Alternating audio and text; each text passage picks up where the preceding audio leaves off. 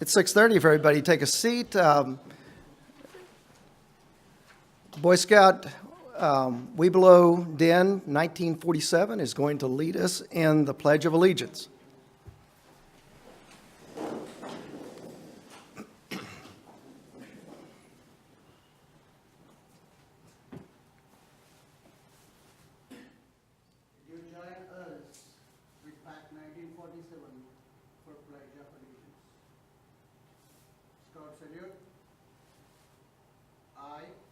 I pledge allegiance to the flag of the United States of America and to the republic for which it stands, one nation, under God, indivisible, with liberty and justice for all. Thank you very much, gentlemen. And Mary Ann Hisel will lead us in the invocation. Well, a lot has happened since we came together last, and not only locally but in our country. And since that's the case, and this is our first meeting of the new year, I thought it might be appropriate to do the prayer of peace from St. Francis. If you know it and you're inclined, feel free to say it with me. Lord, make us instruments of your peace. Where there is hatred, let us sow love. Where there is injury, pardon. Where there is doubt, faith. Where there is despair, hope. Where there is darkness, light. Where there is sadness, joy. Divine Master, grant that we may not so much seek to be consoled as to console, to be understood as to understand, to be loved as to love. For it is giving that we receive, it is in pardoning that we are pardoned, and it is in dying that we are born to eternal life. Amen. Amen. Item 3 on the agenda is citizens be heard. Our first citizen is David Clark, followed by Sandra Clark. Sandra, if you'd be prepared to speak when David finishes. If you would give your full name and your address.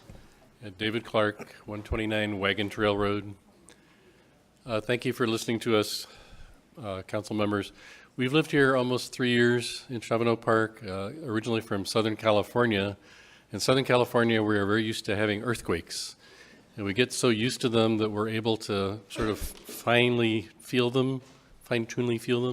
So we can actually tell you on a Richter scale how strong an earthquake is.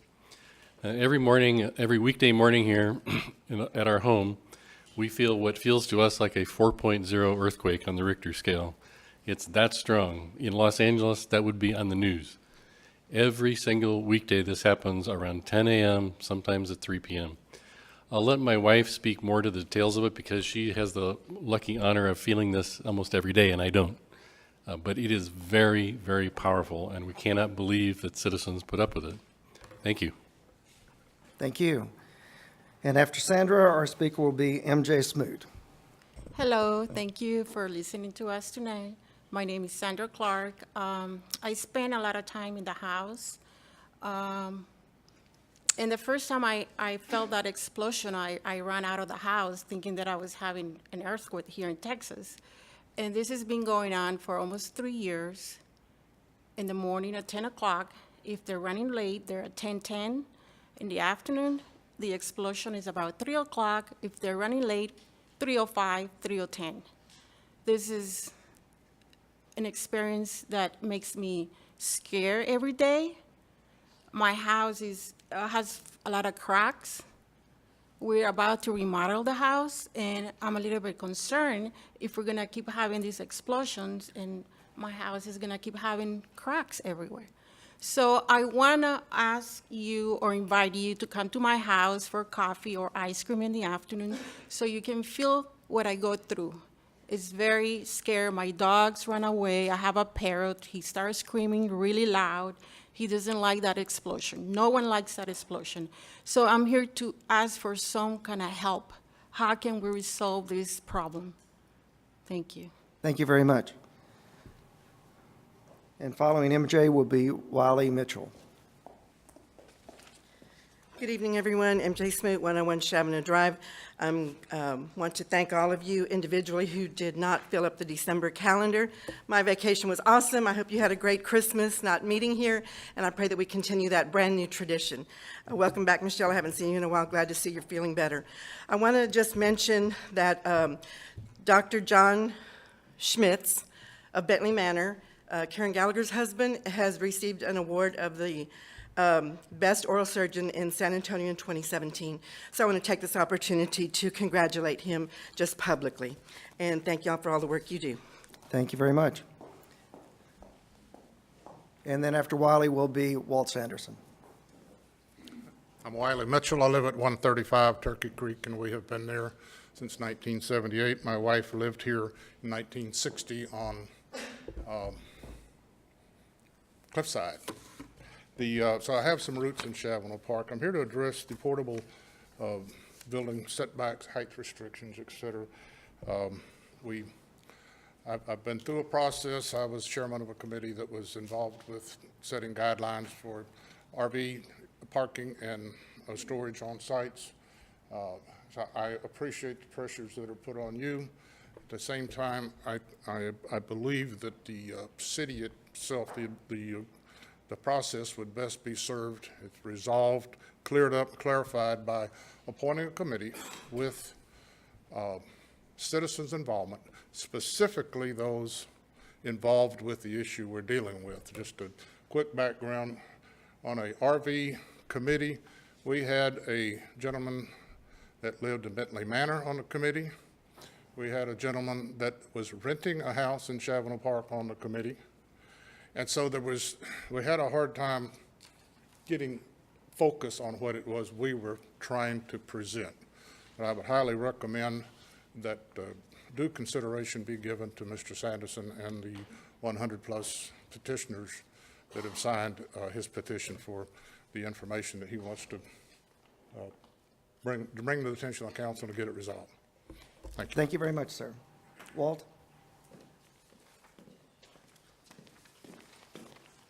Council members, I'm Walt Sanderson, 113 Broken Bow. I felt perfectly comfortable if I stumbled on the way to the lectern, there'd be lots of young men to help me to the lectern. It's a wonderful experience to have them here. I'm the petition guy. I spent a lot of time meeting people in the community, met a lot of great people. This is a really wonderful community to live in. I would go to a house, and I only went to the ones that, of course, were home. And folks sometimes said, well, I'll think about it, and so I assumed that was a no. Well, the day before the Planning and Zoning Committee, a lady brought to my house her signature in a hurry and said, here, please, I know you're going to need this, so I deposit my 103rd signature with the city manager. My comments and observations are in the letters and previously spoken. I just don't see any reason to beat that absolutely to death. I stand behind everything I said and wrote. What I see as this petition, it's Section A3 citizens asking y'all to vote for them.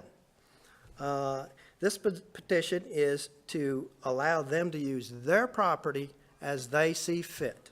And that's what I'm asking you today, is to vote for the citizens today. And I'd be happy to answer any questions you might have in regard to this issue. Other than that, I'm finished. Okay. Well, thank you very much. Appreciate it. Brings us to item number 4, council member comments. Alan? Yes, good evening and welcome to everybody. And I just want to personally thank all the Women Club volunteers and the city staff that put on a great employee appreciation luncheon. And one of the things that brought to the forefront again, even though we don't have conflabs that frequently, it proved without a doubt that we need more surface parking here at City Hall. So I would just like to make those comments. Back to you, Mayor. Thank you very much. Marianne? Good evening, Happy New Year. Thanks so much for coming out. Michelle? Good evening, Happy New Year. And I'll just take a moment to take holiday event as is on the list for me to talk about. It seems like it's been ages ago, but it was a fabulous event. The only thing that deterred people from attending this year was the weather, but we still had a good turnout, and I want to thank all the volunteers and participants and everybody who showed up. Okay, well, I guess we'll skip you in 5.1. Mike? Welcome. Happy New Year.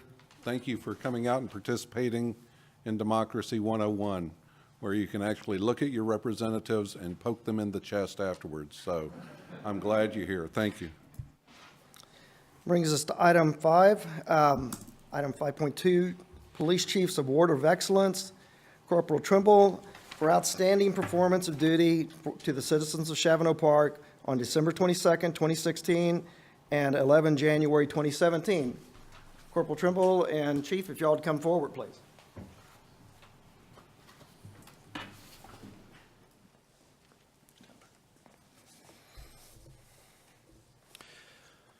Honorable Mayor, members of the council, I'd like to introduce to you Corporal Christopher Trimble.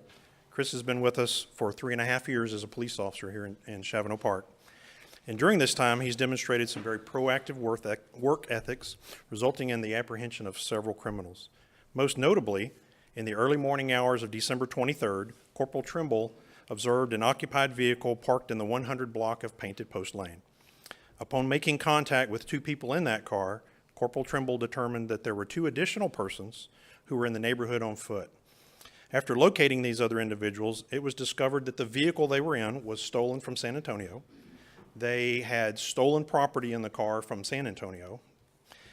They had drug paraphernalia, and they went to jail for that, along with a warrant. The male that was driving had a warrant for another stolen car. So he had a habit of driving stolen cars. So we removed 4 people that night from our neighborhoods because he happened to see the vehicle on the street and took the initiative to check into it. Similar actions by him on January 11th resulted in the prevention of some car burglaries by 2 other individuals that were over in the same neighborhood, where he discovered a vehicle and saw a person walking in the neighborhood, stopped that person, and their investigation showed they were there to do some car burglaries. We just caught them before they ever got to do it. So these proactive types of actions by Chris illustrate the diligence that our professional law enforcement staff strive to do every day for our citizens here. And for his outstanding performance of duty and his professional service, Corporal Trimble is being awarded the Chief's Award of Excellence. Thank you.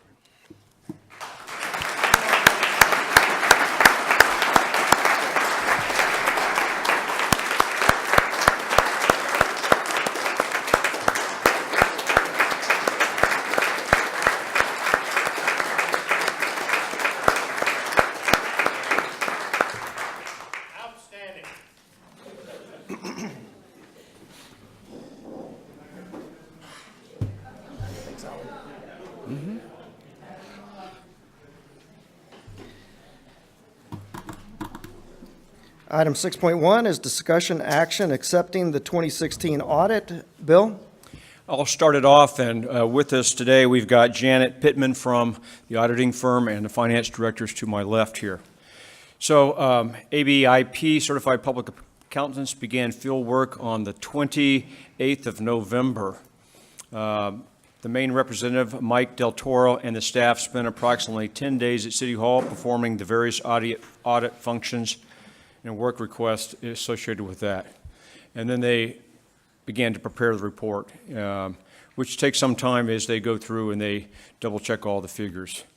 We received the first draft report on the 10th of January. We received the management letter, which I think the updated copies are passed to you, Council, in front of you on the 14th. You know, there was some tweaking that occurred in the council preparation just to make sure that the numbers were synced with what we were doing, and it was all good to make sure we're tracking. So again, an auditor's typically applies generally accepted auditing standards to ensure that the city's internal controls are adequate, were functional, and established in conformity to laws and regulations. Essentially, the bottom line behind this is, and again, I'll call Janet up here in a minute. The auditor's independent report is a clean report with no issues. Inside the audit is a summary of economic factors, which is interesting to compare to this year's budget to last year's results. I will say that on page 8, the unassigned fund balance near the bottom of the page is $2.4 million and some change. And that's important because that exists. We have a fund balance policies that says the city will maintain between 25 and 50% unassigned fund balance of the actual yearly budget. That represents 48%. So essentially, we have 48% of our this year's budget that's unassigned as kind of a reserve. That's a healthy position, but it's not excess. There is, and the audit will be available online for all citizens to review and to check through this. There's lots of statements. I would point out for those that are listening or you want to go back and check, page 38 and 39 provide a statement of revenues and expenditures, and they're actually what was budgeted last year compared to the actual expenditures. That's always important. Did we budget too much? Did we budget too less? Did we get a lot of revenues in that we didn't need, et cetera? So the result shows it's fairly balanced.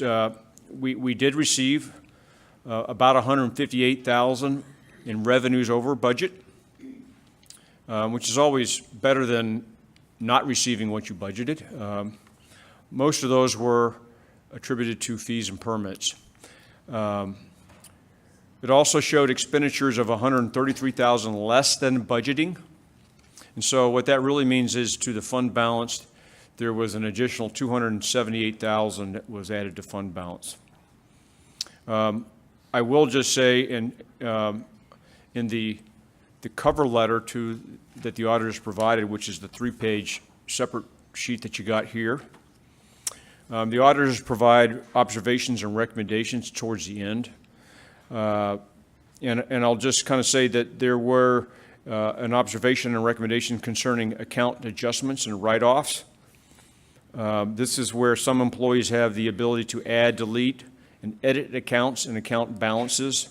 And whenever you have only one employee doing that, especially when this same employee receives cash or receipt payments, there's always a potential for misuse of funds associated with that. To be clear, there was no observations of misuse of funds, only that the processes,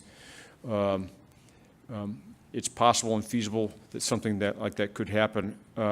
This is the same observation that we've had for several years in the past, and it typically is occurring when you have very small number of staff. We have one permit clerk, we have one court clerk, we have one utility clerk, and they typically invoice and they receive payments as they go. And so there are some ability to check with reports, but it's pretty labor intensive, and it's difficult to do. So with that, I'll ask Janet to come up, and you can ask her any questions, and she can summarize any other key points that she might want to mention. Okay. I don't have anything to say. You said everything. Thank you for having me here this evening to go over the results of your audit. Our audit opinion is on page 2 of your audit report, and it is, as Bill mentioned, an unmodified report. It's the best opinion that you can get. It basically says your financials are presented in accordance with generally accepted accounting principles. On page 5 is the beginning of your management discussion analysis. Again, it's highly summarized, so I wasn't going to go over any of those numbers in detail.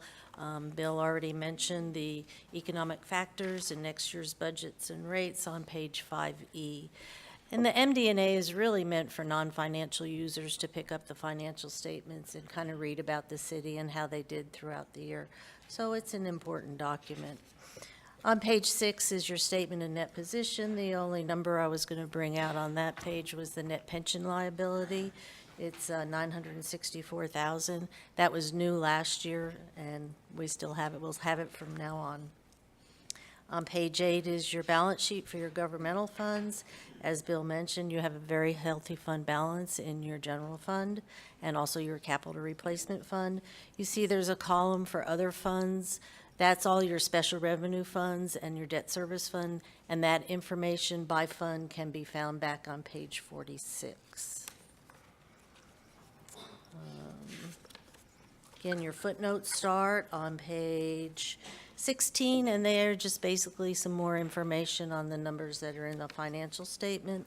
On page 21 starts your pension footnote. It's about 5 pages long, and it talks about all the assumptions that the actuary uses to come up with your net pension liability. It's pretty detailed. It's about 5 pages long, so. Bill already talked about your budget to actual statement, so I'm not going to go back over that. On page 40 is your changes in your net pension liability. You can see that it went up a little bit this year. Again, that's all based on actuary assumptions. Could go down next year, depends on what they use as their assumptions. Page 46, again, is that's your combining statements of all your small special revenue funds and your debt service fund. And on the letter, the one thing I did want to note that during our audit, we did not make any huge audit adjustments. I think there were a few reclasses that we did, which doesn't enter into the bottom line at all. So the information that you're getting throughout the year on your budget to actual, you can rely on those statements to make your financial decisions. We did not make any changes to that. And that's all I have, unless somebody has any questions. Okay, do we have any questions from council members? I did see 2 things that I wanted to note. One was the permitting fees and development fees as a budget to actual. What was that difference? Most of that difference was, you're talking about the revenues? Yes. There were a lot of roofing permits this year from the hail Hail. damage in April that caused a spike there that you probably, hopefully we won't see What next was the year. spike? How much was the spike? Do we remember? I think it was. Mayor, I don't have the exact number. I did run it at one point in time. Was it 40, 50,000 total? So about a quarter of the surplus that we generated this year was actually from an abnormal event for our community. Well, yes, half of it was we didn't spend everything we budgeted. Okay. And then we also had a number of, we probably had, well, we did, we had more new houses than probably. That had been budgeted. We didn't really say we expect 20 and then we got 25, but Yeah, there was, in the permitting piece, there's a lot of new houses that came on, they were high end. yeah. We did very well on revenue for the year. Not on taxpayer-based revenue, but on development and unfortunately insurance-related claims. Second item that I had a question about, I noticed that our pension obligations increased by 50%. I also noticed that our income for the year fell by 99%. And so it looked like most of the increase in our deferred cost, our pension accruals, actually related to an underperformance in the market. Our portfolio is designed to build a 6.75% appreciation, and instead it produced a 0.1% appreciation for the year. And that's one of those actuarial adjustments that I would anticipate will self-correct over time in our community. However, you look at that obligation and you think about, golly, we owe almost $1 million for pensions.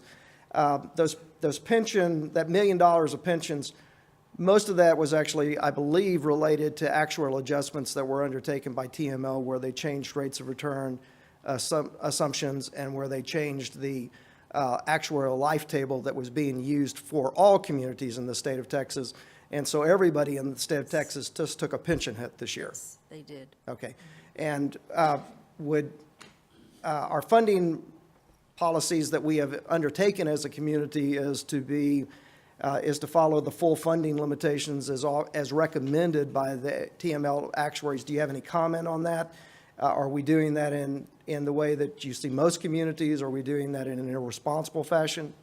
There are very few communities, cities that are actually trying to fully fund. They're making their actuary contribution, which gets adjusted every January to kind of help with, catch up with that liability. And again, you're right, it depends on the discount rate that they use. if they used a discount rate of 7.75, you'd have an $89,000 pension liability. Yeah. So you are over, I think you're 82% funded. Last year you were 88% funded. And that would be because the market behaves Yes. so poorly for Right. the fiscal year of the And then we city. amortize that over 5 years, so it's a lot of moving numbers Yeah. all the time. Okay, very good. Thank you very much. Thank you. If nobody else has any questions, Mike? I'd just like to note on our debt service interest and sinking fund, Mr. Del Toro sent Bill a response to my question is, do we have too much? And he said, after his qualifications, that he's not a tax assessor or certified appraiser, yada. It's my experience that a fund balance in the debt service should be managed to cover only the necessary cash flows of the fiscal year. If excess funds build up from year to year, you should make adjustments to the rate calculation to use the excess over a period of time, but it would be good funds management to avoid severe dips and spikes in the tax rate. And so we've got over a year's worth of excess money in that fund as I read it. Do you have any recommendations as to what would be a good funds management rate to try to spend that down and return that money to the taxpayers? Well, I do think that your tax rate in the debt service fund has actually decreased, so I would continue, slowly doing that. But I think it decreased from 2016 to 2017. So I think that in their tax rate calculation, they are taking that into account to slowly get it down to where it's a good number. Well, we had two things that happened for the budget. One was the amount of money that we owed for the debt service went down, and then we drew down $30,000. Is that with an excess of over 200,000? Is that what you consider? Again, I'm going to reasonable or not? concur with Mike. I think you want to do it slowly. You don't want to take a big chunk one year and then have to raise it back up to cover, because that'll be only a one-time kind of incident. If you use all of it now, you're still going to have pretty much this. I mean, your debt service only goes down a small amount each year for your principal. Your interest goes down. I wouldn't do it all at once. No. I think you're decreasing your tax rate, slowly taking into account your excess that you've got in there. So I concur with what he spoke to. Okay, very good. Any more questions? Mary Ann?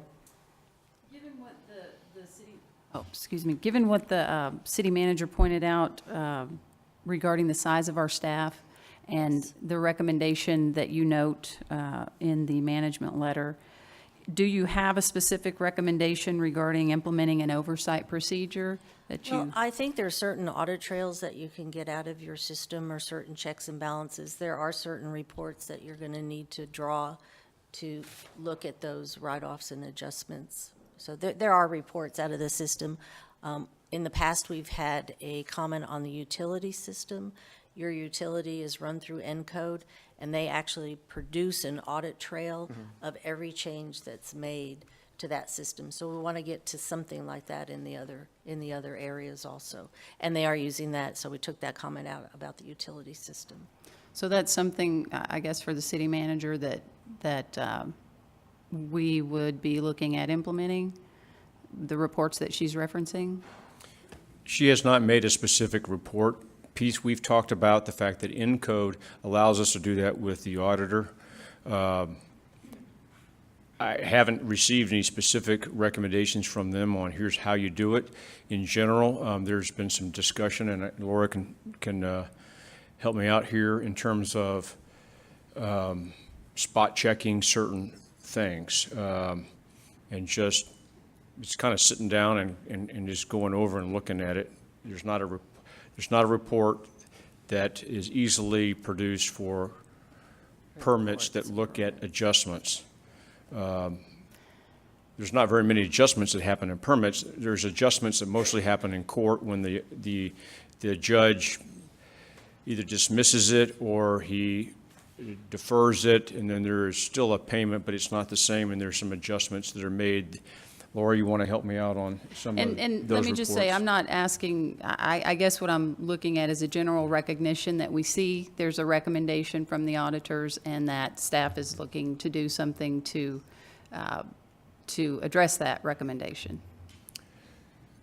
We do several items. I mean, in utility billing, when I run my general ledger and look at monthly report, I look to see what adjustments are made. So I can see it tags it as ADJ. And so I watch revenues. That's one of the things I compare last year to this year, gallons sold, that kind of thing, because that would note if there was fluctuations of the dollars that were being booked are not the same. Court, I look at some of the things, the court, I don't pull jackets and verify that the judge has signed off. However, every single jacket is signed off by the judge if there's a change. They do tests at the end of the year. We do have my assistant works in that department part-time. So there is a little bit of cross-checking with that side. Permits, it's a separate software. So you'd have to, I mean, again, when we've talked about it, it'd be difficult to do changes to permits. It's set up, it would actually be someone actually not paying the permit. Well, they pay the permit, but that person not putting the money into the bank. So I do look, as I'm doing my monthly, I'm just not doing a specific testing every month, which we could start doing. Again, it goes back to having staff.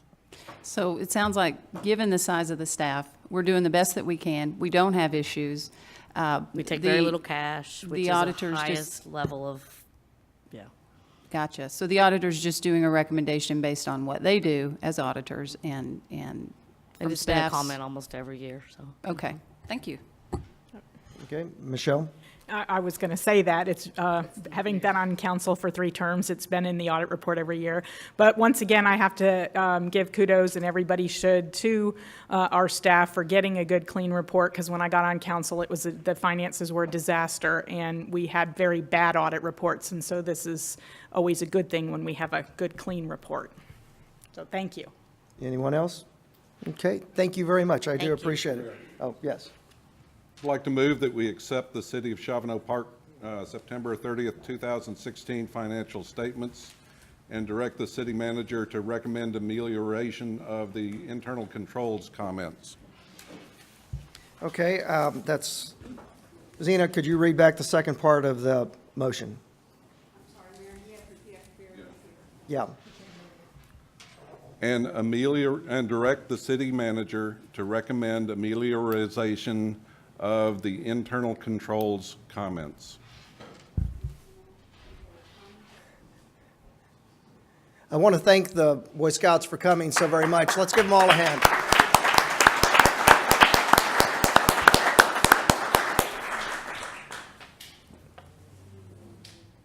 Okay, would you read that back, Zena?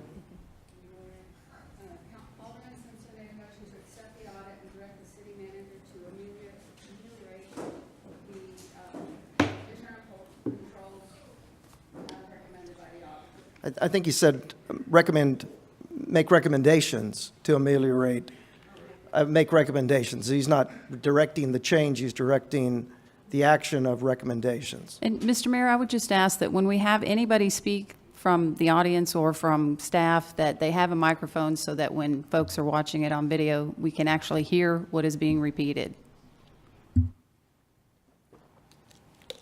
Okay. Okay, we have a motion. Do we have a second on the motion? I'll second. Mary Ann seconded the motion. Do we have any discussion? There being, Well, seeing as I made the motion, I'll speak to it, and that is, I understand the limitations of a small staff, but having the same comment over and over and over again and saying, well, we've just had this and it's a small staff is not sufficient. We need to say, what can we do with the staff that we have? And if we can't do anything, come back and say what staff you need. So I'm just looking for recommendations from the city manager to tell us what resources we need to provide him so that we can have adequate internal controls or better internal controls. We have adequate internal controls. And I applaud the staff and especially the finance director for a clean audit. That's really hard to do. You know, just one note, the auditors obviously have considered all of these items in the context in which the changes have been made to be immaterial. And there's perfect and then there's good. The enemy of good is perfect at times. And, you know, Bill, I know that you will follow the advice of our auditors and come up with recommend changes that are good changes that we can do in our community. Absolutely. Okay, is there any other discussion? All in favor, say aye. Aye. All opposed, same sign. The motion carries. Item number 6.2, update on Martin Marietta Beckmann Quarry operations. Marianne, this is your item. Do you have any, do you intend for chance to speak to us this evening, or are you going to speak? I'm really not going to speak. I just had this on the agenda because I received several phone calls at the end of November, a couple of emails. I noted from our internal email that another individual had contacted the city manager. That person didn't contact me, so the agenda item, as noted, specifies Martin Marietta. I'm not limiting it to that, although that's what the agenda item says. I just want us to have a conversation in the community as to what the issues are with seismic activity. Okay. I'm going to ask Bill to direct a discussion with Chance, since he's here from Martin Marietta, to the extent that Bill considers necessary, to give us an update. Bill? Yeah, I'll start it off and then I'll turn it over to Chance. Chance is the regional manager of the Martin Marietta operations over several different quarries. Martin Marietta has been operating the Beckmann Quarry, which is north of 1604, for many, many years. At some point in time, and you can kind of see there's a slide here, and it shows that there's 1,266 acres in the primary quarry. A number of years ago, they moved over to these 440 leased acres. They've pretty much completed the mining of that, and then they are going to continue to mine this piece here. This is what's remaining in the Martin Marietta quarry. And so currently, they've been mining southerly, and then they will move westerly. And just to highlight, when they made that move, obviously, it's been in closer proximity to Shavano Park. Recently, a number of people have felt the blast and have described them as disproportionately larger than they have felt before. I will tell you that I've received a number of specific phone calls where, did you just feel that blast, or I felt a blast yesterday, or a number of times. So there's a couple things that happen. Number one is I get a monthly blast report from Martin Marietta, which talks about each blast that occurs, whether it's 10 or 3 p.m. or other times. And there are individual seismic meters which are placed throughout the community, and we'll describe that in a minute. And they're measured by an independent seismic measuring firm. And then there's an independent engineer that does an assessment of those measurements and provides a certification letter. I can tell you that the one event that I felt, and I actually then got calls associated with that, there was an event that appeared to be, it was a certain time, I felt it. It was a number of blasts that occurred, and come to find out when I inquired to Martin Marietta, as well as the Vulcan Quarry, neither one of them had quarry operations blasting going on at the time. As you know, across 1604 and to the west of 1604, there's a number of construction activities occurring. I don't know which construction site it was, but it was likely from there. I've also heard that it could have been Camp Bullis and some of those things. There was another day in which we felt a pretty significant blast. In fact, I researched that, and it was a blast from the Vulcan Quarry, which southwest of Shavano Park. It's closest to Shavano Creek. I actually had the data pulled from that individual blast provided to me, and I think it's in your packet. But it was below the thresholds associated with from the the Bureau of Mining that it occurs with, and it's some thresholds that are provided. Now, in our area, it is San Antonio that governs the Vulcan Quarry, and it's Bear County that does the, to my knowledge, does the Beckmann Quarry. I actually contacted Ron Nurnberger's office, talked to their field district manager. They've received complaints in the past, but they had not received any recently. I contacted the fire marshal for the city of San Antonio that has the responsibility for this region, primarily the Vulcan. He has not received any complaints, and not to say that they don't exist, and we've received lots of complaints, over the years. Again, in the packet, and if you could go, and I'll just kind of describe this. If you were blasting and you were going this way, you're going from east to west, there's two components of it. There's the vibration and the overpressure. And mostly, what you feel is overpressure, which goes all around, but you also feel vibration. And so, Chance will be up here in a minute, but most of that will be dissipated to the east and west once they start turning to the east and west. You're going to still feel things in Shavano Park, but we'll go from there. So I think, Chance, you've got, well, just before I finish that, the Vulcan Quarry, I talked to them, they will be complete in mining about 3 years from now. So those folks in Shavano Creek, they've got about 3 years left of mining. They've been doing it for a number of years. Of those 3 years, 50% are in a reserve, which are not close to Shavano Forest. They're actually in the middle of their quarry. So once they get to that point, they anticipate that the residents near the Vulcan Quarry will feel the effects a lot less. And so that's probably all I need to say right there. If you could go to the next slide, and I can call Chance up here. This is his slides. Some of the other slides were from a previous briefing. This will Chance, you can take it from there. Yeah, no problem. So thank you. I appreciate being here. The first thing I want to say is that we care. We care when we hear the stories. We understand we're a big company, but we don't want to behave like one. And so we care, and we're listening to what's happening. We got way ahead of this. We established the SPCCC team, so we were able to get in front to say, there's X number of things we're going to do to try to mitigate the envelopment and the growth around the quarry. So there was a time when this quarry started back in the 50s where we were out in the country.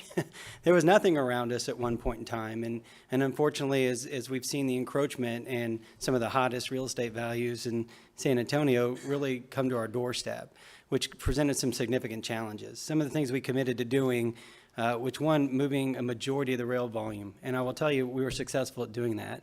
We spent about $160 million to build a facility out in Hondo, Texas, and we've moved about 85% of our rail volume to that location. So the amount of coring that's being done at this location decreased by about half. That was one of our commitments to the city of Shavano when we moved back, and we made good on that promise.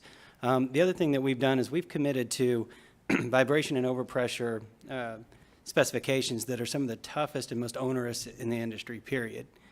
And to this date, we've met those goals in terms of where we need to be to guarantee without a shadow of a doubt that nothing that we're doing at the quarry will create an impact to the structure of the homes. And that's important to us. And for those of us who have houses, I have a house in Rogers Ranch, I feel the blast as well. And so it's important to me that I have a good understanding of the science, and that even though that the best seismic monitor that exists today is the human body. So I appreciated his comment. He's right. The human body can feel vibration and overpressure better than almost any instrument, the way I see it.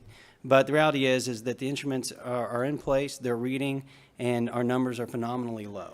So we're doing an extraordinary amount of hard work, innovative technology to ensure that we stay below those numbers. When you look at this map, you can see the red boxes kind of represent where we've been blasting. A majority of the blasting is in the southerly direction, and we've branched somewhat off to the west. So we've been blending these shots in order to minimize the impact, and we're going to continue to do that. As we finish, we probably have about 7 blasts left in the southerly direction. But I think what's important to note is that the numbers are good. The numbers are good. So whether we're north, whether we're south, as long as we stay under those numbers, we're doing the job that we set out to do. Now, we are going to turn, we're going to make that transition to the west, and we're going to continue to stay under those values. The proximity or the scaled distance from our quarry to the surrounding neighborhoods makes an impact. So by impact, I mean we're going to be felt. And we're going to do everything we can to minimize that. We're going to use every bit of technology that exists, and we're going to take on additional cost to do everything that we can to minimize that. We're going to regulate it, and those are our own onerous regulations that we set on ourselves for this community. And so I just want you to know that we're steadfast, we're dedicated, we're going to continue to meet, we're going to listen. You know, we open our doors to, you know, the Beckmann Quarry has a website, beckmannquarry.com. We encourage people to sign up for the blast so they understand when it's us. And the idea of shooting at 10 and 3 was our idea, and we wanted to do that so people knew, hey, we're not hiding, we want you to know when it's us. And some other people caught on to that and jumped on to shooting at 3 and at 10 sometimes, but for us, we shoot at 10 or we shoot at 3 o'clock. And those times are set by us so the community understands that it's us. And then we will respond to any concerns that take place if it's our quarry that had the blast. But I do want you to know that we're conscientious of it. The numbers are fantastic, and we just want to keep working hard to earn the trust of the community that we're doing everything we can. Yeah. Curtis, at the very end of your materials, you have actually the scatter of the reporting for the Vulcan Quarry. And Chance, could you look at those and just simply as a comparison to what Martin Marietta's numbers are by contrast with how the numbers are coming in from the Vulcan Quarry? And we do not have an agreement with the Vulcan Quarry. Yeah, I probably won't reference our competitor. What I would say is that the U.S. Bureau of Mine specifically ran a test, and what they did was they had a house, and they built it right on the edge of a quarry, and they blasted over and over and over, and trying to measure and understand at what levels of vibration and air overpressure does it take to create physical damage to a structure. And this was a test that was repeated over and over and over. And what they found was that about 2 inches is when you start to see that superficial, the cracks in the drywall. You start to notice things that structurally that will take place with the home. And so the U.S. Bureau of Mines said, okay, here's the limit. We do not want structures being moved more than 2 inches. And just to give you an understanding, within our company, we won't shoot or move a structure in a way that moves it more than 0.5. And here, in our agreement, it's 0.25.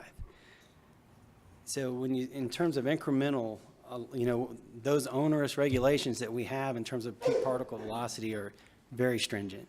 And some of the most stringent in the industry, some of the most stringent I've ever seen. Yeah, no, the standard that was negotiated with the city a long time ago is a difficult standard, and y'all have been very good about observing it, and y'all have been coming in significantly below the standard that was negotiated with the community. And while you talk about a 0.25, you normally have a 0.1 for almost all of the blasts that you have. And Curtis may bring up the number of 0.1s that Vulcan has committed, and the number that Vulcan has above 0.1 there's a material number that's a good 30% of the blasts. And so as a community, we're probably noticing a lot of Vulcan, and as a community, we're looking out there and say, well, Martin Marietta is closest, so they must be the responsible person. Well, and the fact is, you know, the Beckmann Quarry at one time was the largest quarry in the nation. 2010, the largest quarry in the nation. It was no small feat, the operation that's taken place, and we've scaled that down to about half. But as you look at the infrastructure, the roads, you know, the cost of building a mile of road is significantly cheaper because of the location of these quarry operations. And when you think about the infrastructure, the taxpayer dollars are going to go a long ways because of the affordability of getting that material to market. And I only say that to caveat that we want to be looked at as friends, and we want to fit in. And so it's important to us that we listen. So regardless of the numbers, And regardless of how well we think we're doing, if we have concerned citizens, then we care, and we're concerned. And we want to keep working and do what we can. And we're open, open-doored and open-eared to listen to those concerns and try to react to do things to improve. So if we ever get complacent or stagnant in our path forward to getting better, then we're not doing our job. Yeah, I'm looking around the room, and I don't see anybody that's on the advisory committee for Martin Marietta.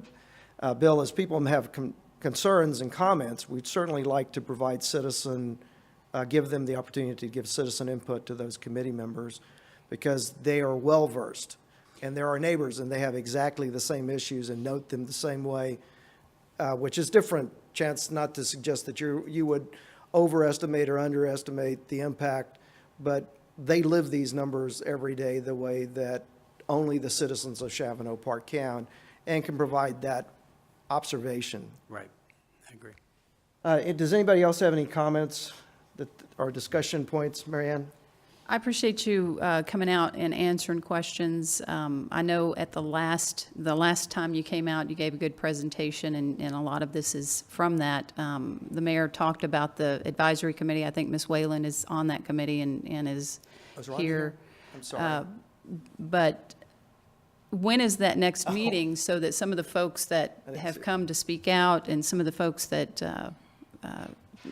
because I'm assuming that would be open to anybody who would want to attend. If not, is there something that we can do to?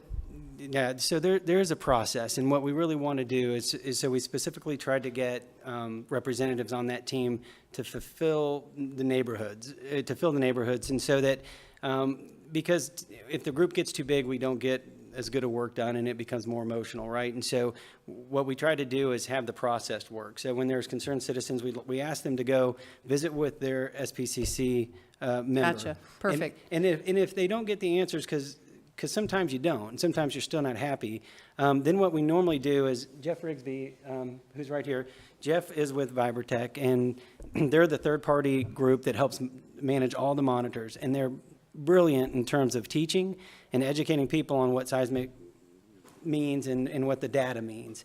And, if people have concern about their structure, we have set up seismic monitors at their home, and we'll measure right at their home and share the information. It doesn't mean they don't feel it. Sometimes they trigger.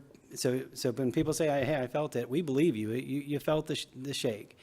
Well, maybe what the question is more appropriate to the city manager, given the website upgrade that we have. Is there a way to get that information in a central location on the website so that residents who are interested in that can have access to who the representatives are, who they can go and talk to? Also, to get the information out so that it's clear, we're not just talking about Martin Marietta, we're also talking about Vulcan. I know we don't have an agreement with them. Maybe that's something this council needs to address. I don't know.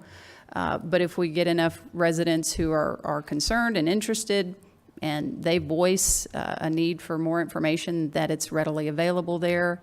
And it's all great information. I think what I'm hearing is that the blasts, at least from Martin Marietta, are within acceptable limits.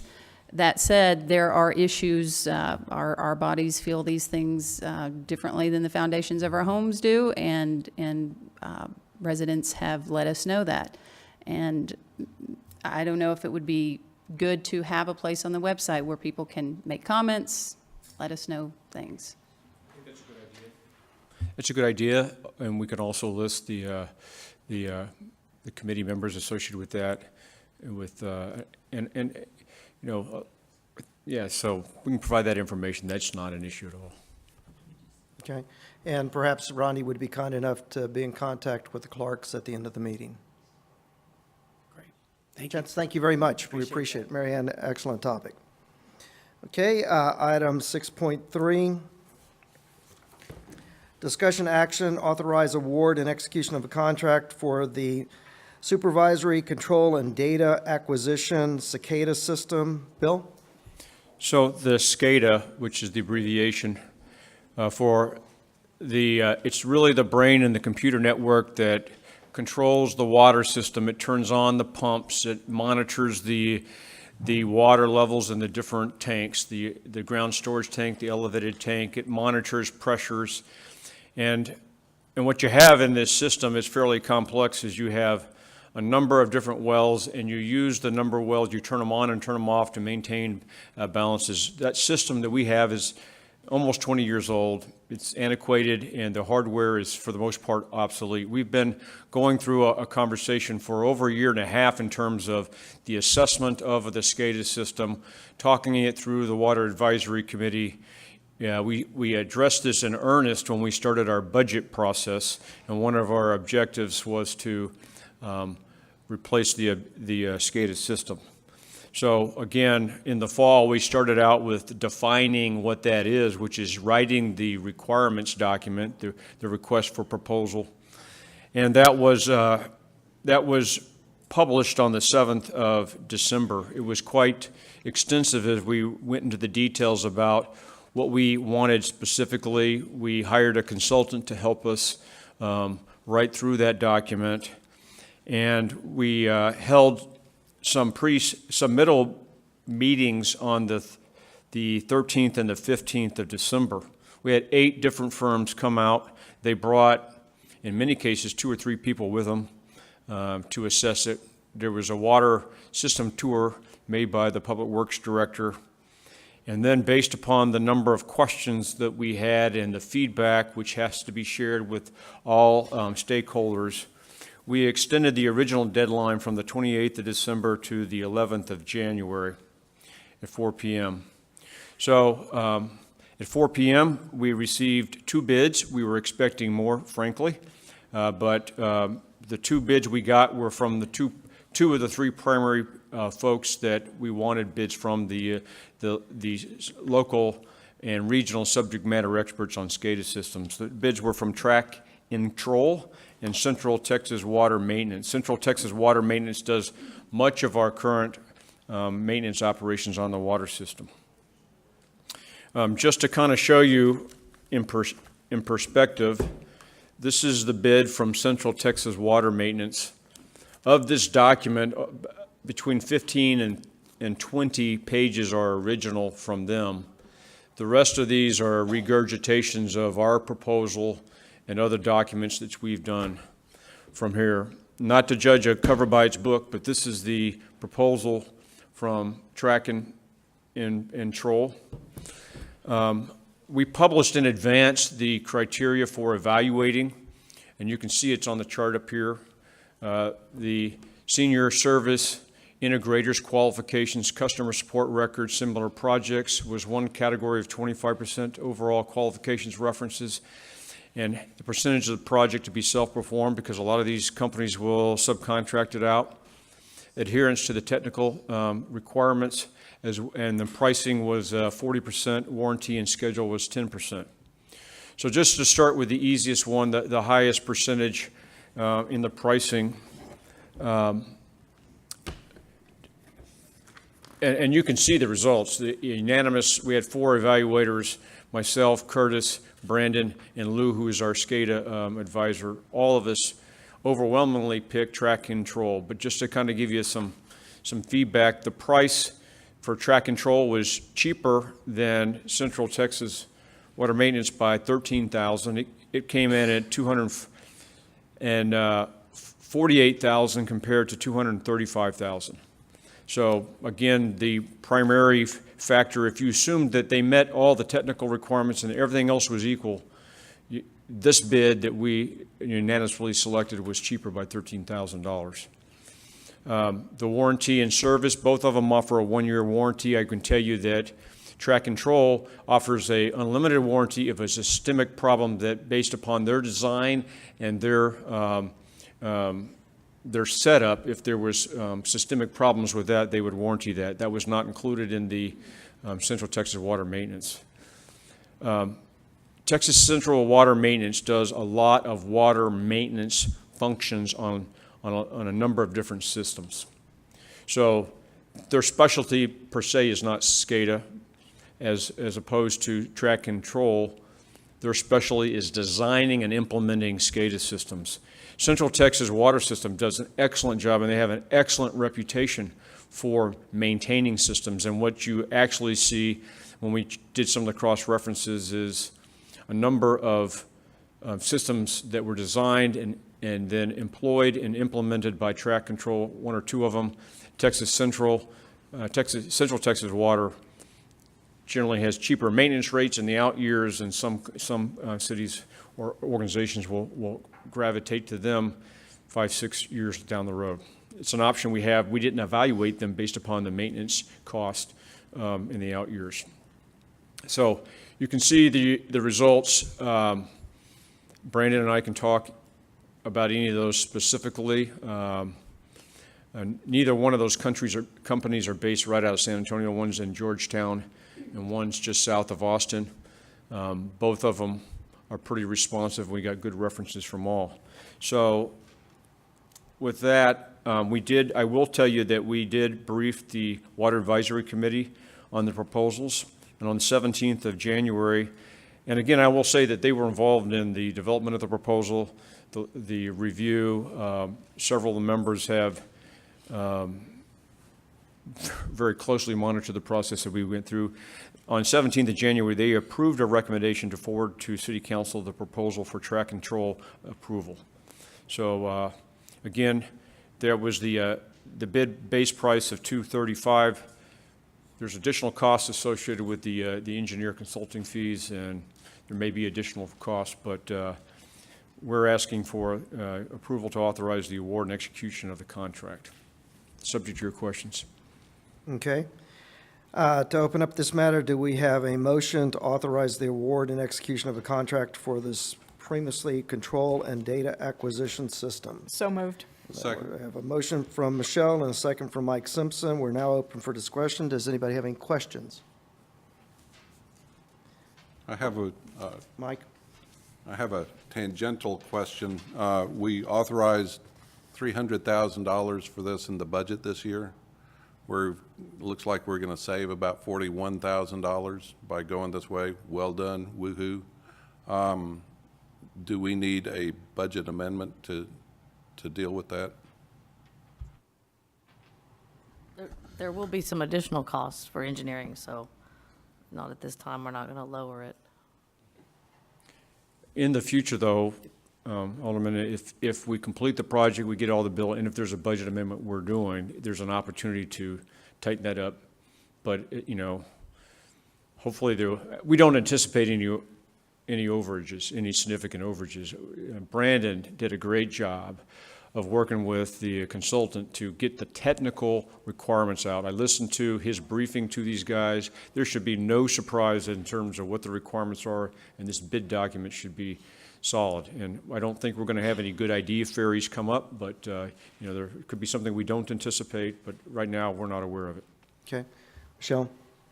The only thing I want to say is we've had so many issues with SCADA and lightning and other things, heat, and so we need to make sure that all of that is taken care of, because we don't want to have to go down this road again. Yeah. Any more? Just a comment about SCADA systems in general.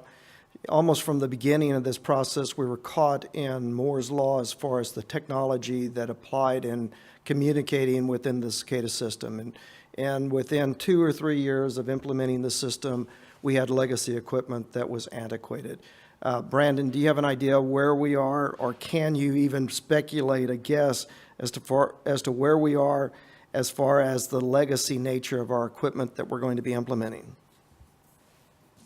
As far as our equipment, the equipment is pretty much going to be good for approximately a 10-year range. The parts that we're going with can be interchanged pretty easily. Allen Bradley has been around for a long time. Their warehouse is here locally. There's one in San Antonio. There's one also in Austin area. But as far as what I can gather, talking with several different SCADA companies, we should be able to hold on to this one for at least about 15 years. Okay. You mentioned the useful life at 10 years. Equipment sometimes doesn't go bad, but operating systems go bad. What do you think about the operating system useful life? Are we going to get caught with this is an OS 10 and now we're at OS 20 and you can't talk? The machines can't talk to each other? No, sir. The software itself is a fairly new software. Came out in 2010. They do have upgrades that they push, just like you get your Windows updates and stuff like that. They will be pushing those to us when we pay. It's a small little fee for the software upgrades and the yearly 24/7 technical support. Pretty much, they will send us all those upgrades as they go through. But right now, their software hasn't really changed hardly at all. And of course, the nature of the system is that it talks to other pieces of the system all the time. And so there's computer data that is being transmitted from place to place to place. Do we do some type of encryption on the data or not? There are software security encryptions and everything that are built into it. It's just a matter of making sure we can actually go through and make sure they've done all of the security checks. 2 of the Water Advisory Committee members sat down with VT SCADA with me, and we had a 3-hour phone conversation. We also had them here in person as well, and we basically took them through the ringer for their whole entire security and everything. Okay, wonderful, perfect. Thank you, Brandon. Anybody else? Okay, we have a motion and a second. There being no further discussion, all in favor say aye. Aye. All opposed, same sign. The motion carries. We are now on 6.4, discussion action ordinance O-2017-001, proposed amendments to Chapter 6 and 36 of the city's Code of Ordinances regarding accessory buildings, outbuildings, and portable buildings. Bill? I'll start it off. And I'm we going to do- recognize Mike Jansen, who's the chairman of Planning and Zoning Commission, and Albert Alderman, who's also the chairman for the advisory committee for this project from Planning and Zoning. So just a little background information. City Council sent in November of 2015 the task to the Planning and Zoning Commission to review the ordinances associated with accessory buildings and make recommendations. So it's been an ongoing process. The last time it was actually before the City Council was in July 25th, 2016. City Council voted to send the proposed ordinance back to Planning and Zoning to consider City Council comments, to include public hearings, and to provide additional notices to citizens affected of the proposed ordinances and present recommendations. So this has come to City Council with recommendations in July, then it was sent back, and this is the second time it's coming to City Council. So in accordance with City Council's guidance, in September, we did mail postcards to all residents announcing public hearings and explaining how they can get involved and provide the information. We had quite a bit of a turnout associated with that. There were meetings in October. So we had a Planning and Zoning meeting in October with a public hearing. They also had a public hearing in the City Council in October, although it was no additional changes to the one that was presented in July. There were meetings and subcommittees in November for the Planning and Zoning Commission. Of course, just to remind you, the Planning and Zoning Commission created a subcommittee from the Planning and Zoning Commission to address the accessory buildings. There's 4 members associated with that. In the notices of the subcommittee and the meetings after that, citizens that were speaking to the public hearings, et cetera, were invited several times to contribute to the feedback associated with that. So I will tell you the majority of the changes were made in preparation for the December meeting.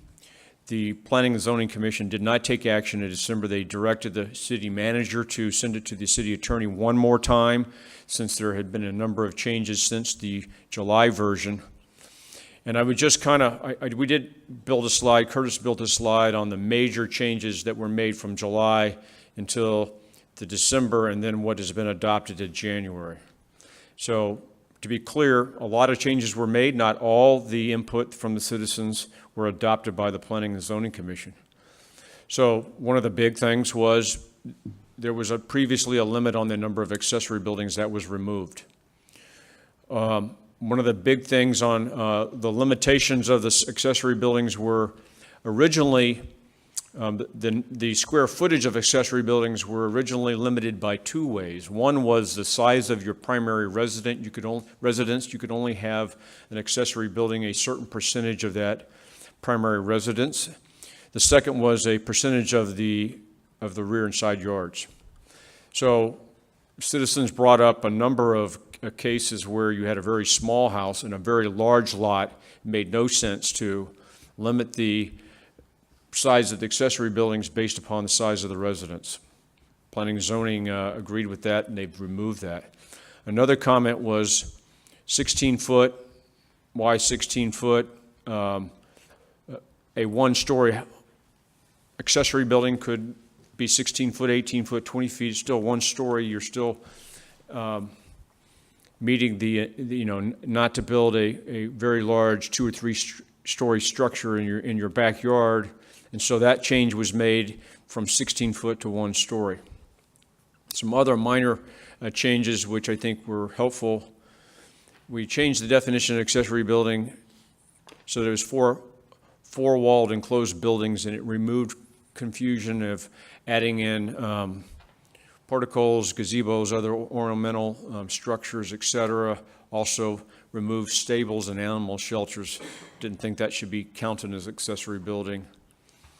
One of the big items that was addressed, and there's a lot of discussion, and I can turn it over to the chairman or the subcommittee chairman to talk the specifics, but in our ordinances, we have adopted masonry requirements for primary residential buildings. In A1, it's 60%, and A2, 3, 4, 5, it's 75%.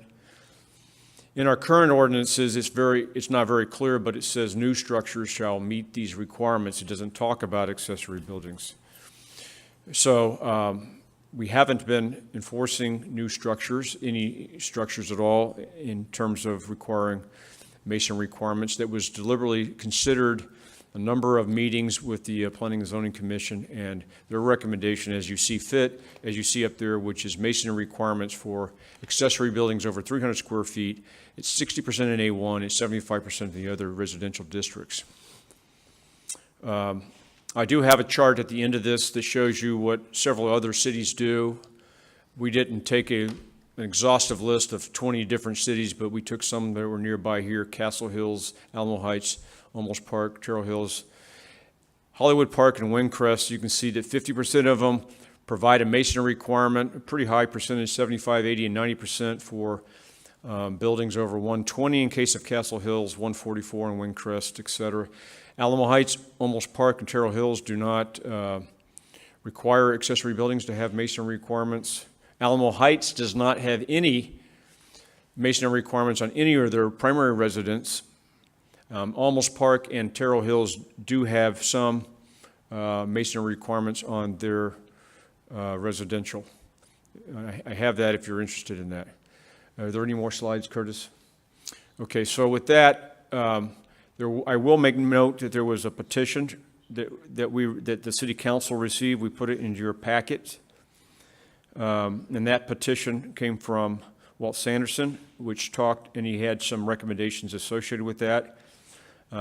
We received that on the 4th of January. It was provided to the Planning and Zoning Commission. The Planning and Zoning Commission received it and considered it. I will tell you they made no changes to the draft ordinance from December to approval for recommendation in January. And what you have in your packet is a track change version of the current ordinance with changes which I think are pretty clearly met.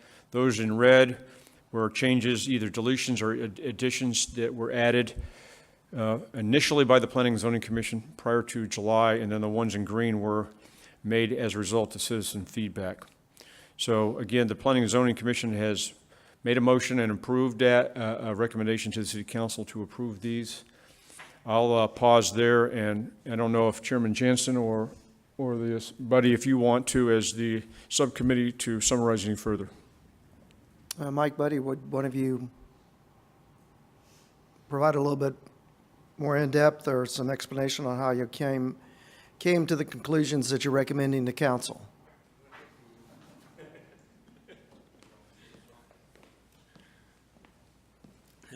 Mayor, Councilman, we did meet with a lot of citizens, and we took their input, and I think that it was a good effort by both Planning and Zoning and our subcommittee on trying to get the majority of what the citizens asked for without being in defiance of the current ordinances as they're written or too far off the mark We did consider the petition that Mr. Sanderson was signed by 103, now I understand.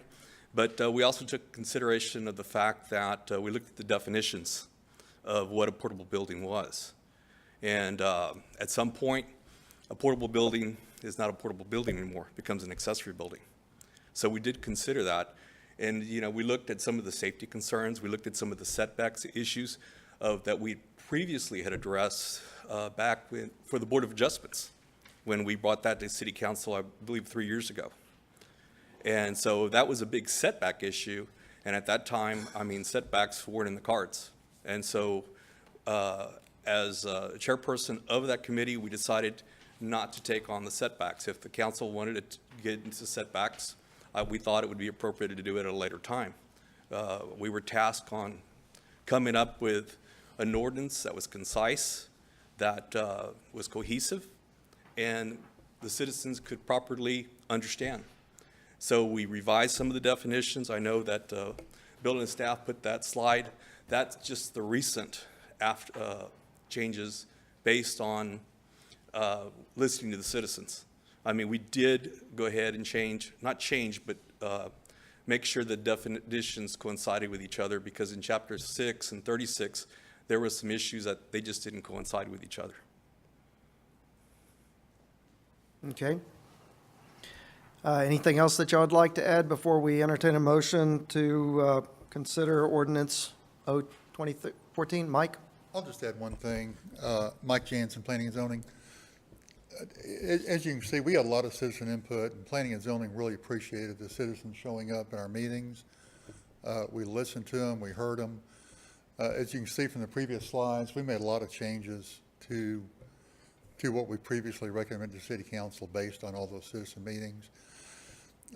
Regarding the portable buildings, correct me if I'm wrong, but I think the only thing we changed on portable buildings was maybe changing the definition a little bit. And then in Chapter 6, in one place, our city limited portable buildings to 144 square feet, and in one it limited to 200 square feet.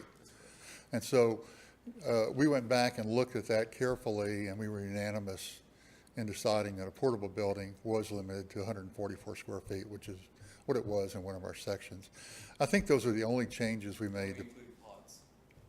And we included pods. I think those are the only changes we made to portable buildings. We really focused probably more attention to the accessory buildings. Yeah, for the benefit of the public, do you want to tell us what you did, what your recommendation was concerning the pods? Pods have become, I guess we saw them becoming a problem. Some members on Planning and Zoning noticed that people are using pods and they're putting them in the front of their house or using those for long-term storage.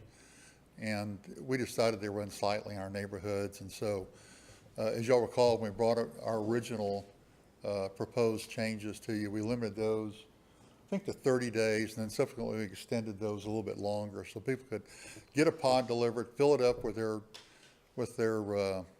goods, and then when their house is under construction or they're moving or whatever, and after 60 or 90, whatever time period we use. And we asked to get a timestamp on being able to say when they got the pod and how long it'd been there. It wasn't just an arbitrary time saying, oh, we've had that for 2 months. We're asking them that they get a no-cost permit. That way the city manager can track it, and they're accountable for the time. And the city manager would have the ability to extend, if rain or delays in construction. We're not trying to limit. We're just trying to make sure that it just doesn't become a permanent structure. Yeah, specifically, it was originally proposed 30 days. They changed it to 60 days with a 30-day extension from the city manager. So the idea is that pods nowadays get loaded and then they can get moved to an off-site and then you bring it back when you need it. It's not there for a year. Okay. Okay. I'm now going to entertain a motion concerning Ordinance O-2014-001, proposed amendments to Chapter 6 and Chapter 36 of the city's Code of Ordinances regarding accessory buildings, outbuildings, and portable buildings.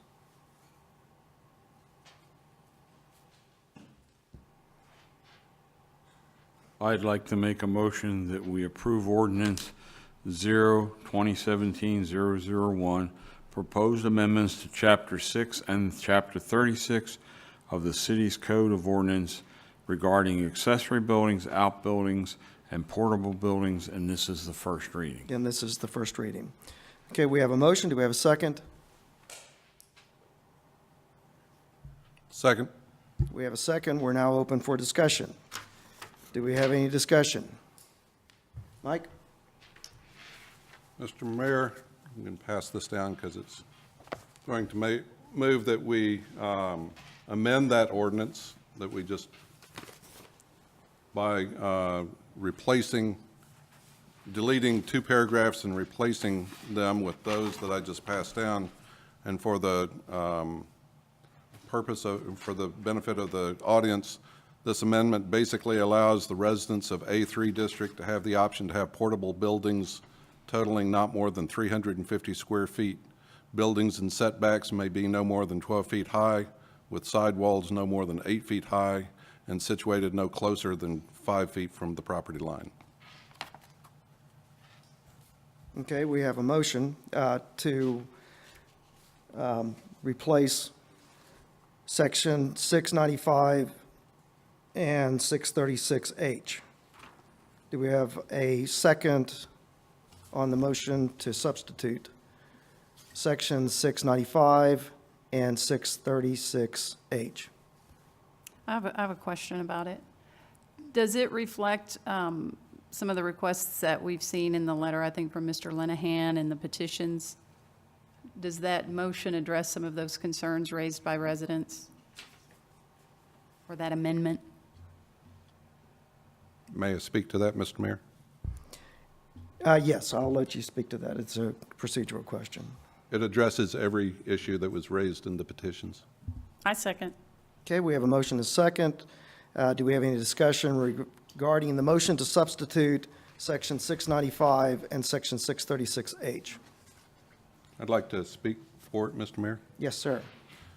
We received petitions signed by more than 100 of our residents in zoning district A3 requesting these provisions be included in the proposed ordinance. The petitions and the rationale behind them were presented to P&Z at its meeting last month and this month.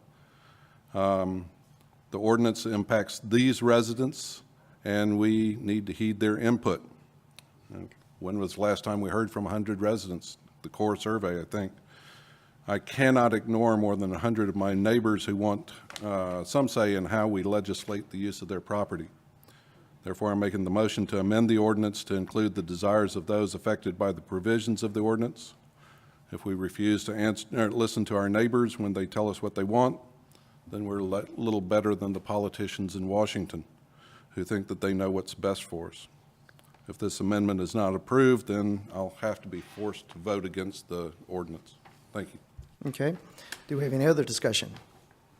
Not on the amendment, but on the original motion. We're considering the amendment. There's a motion to substitute Section 695 and 3636H, and then we'll return to the original motion as provided or as amended or as substituted with substitutions. Do we have any discussion? Okay. There is no further discussion concerning the motion to substitute Section 695 and Section 636H. All in favor, say aye. Aye. All opposed, same sign. The motion carries. We're now going to return to the original motion, including this as a substitutionary language. Okay? We're open for discussion on the original motion. Michelle? I have a number of reasons why I don't support this overall change, because it doesn't have anything to do with what we just voted on, but it has to do with things like the masonry requirements. Just as Mr. Linehan mentioned, I've said this before, I'm a real estate broker. I understand what people are building and what they are interested in right now. They're interested in more contemporary styles, which would allow metal exteriors, which would allow any number of things that we, by making masonry requirements, would not allow them to do. So I have a problem with that. I also have a problem with no carports, because again, there's absolutely no logical reason why we shouldn't allow people to have carports if they're designed properly as part of their property, especially for the large lots in A1. So that was not addressed, and those are two of my top concerns. Okay, do we have any discussion, further discussion? Alan? Yeah, I just wanted to speak to what Michelle just spoke about. I had the naivety to think that we were going to talk about carports at a separate agenda item in the future. Except that, I mean, we could bring it up as a separate agenda item, except that it's within this ordinance that it says we're not going to do them, so we're not considering it. Just a point, last, I think it was November's meeting, you directed that P&Z address carports. So they have discussed that, and in the recent Planning and Zoning Commission, there was discussion and consensus to allow certain carports. That has to go before a public hearing, and so that's scheduled to be a public hearing in the February P&Z, and that P&Z is addressing that as an item. Then I want to remove the section on carports from the current proposal this evening, ordinance. Okay, well, this is a first reading, so we're subject to amendment at a later date, but I need for you to craft your language to do that. Okay, and I also want to discuss masonry and the design of accessory buildings. There's absolutely no logical reason why an accessory building has to match the permanent house. I have, Do you want to craft that language now and present it to council? Do you want to make a motion to postpone so that we consider your changes in a first reading of this ordinance? Or do you want to delay your request until we're the second reading and have your language fully thought out that you would like to present to council? I don't, this should have been done before we got to this step, and I would remove any masonry requirements as my proposal, as an amendment Well, any masonry requirements are going. on accessory buildings. Yeah, but we need specific language, I believe, to make that change. We don't have any recommended language that would be considered by council. It's a little bit hard to redact it in total without knowing what the actual change is. Well, if we redact it in total, then the actual change is removing requirements for masonry. Yeah, but Michelle, the language regarding masonry is interlaced within all of the sections. It's It's not in as if section there's a. 3636 under B, exterior walls. The masonry used on the accessory building shall closely resemble the masonry used on the main building. No, I don't agree that that should be in there. Okay, And help me understand, Alderman Simpson, in kind of addressing that question, the way that your amendment is drafted, it was my understanding that there wouldn't, it's not an issue in terms of dictating to residents the amount of masonry or the type of masonry, the specifics and percentage and all that. well, You talking to me or to him? These are portable To buildings. Simpson. The portable is different. It's a different standard. Okay, yeah, accessory has the masonry standard, not portable.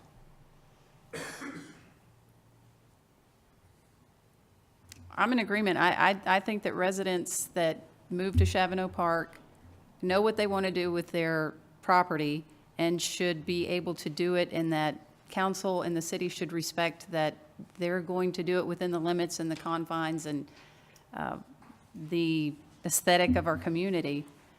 We should give them that opportunity, not restrict their opportunity.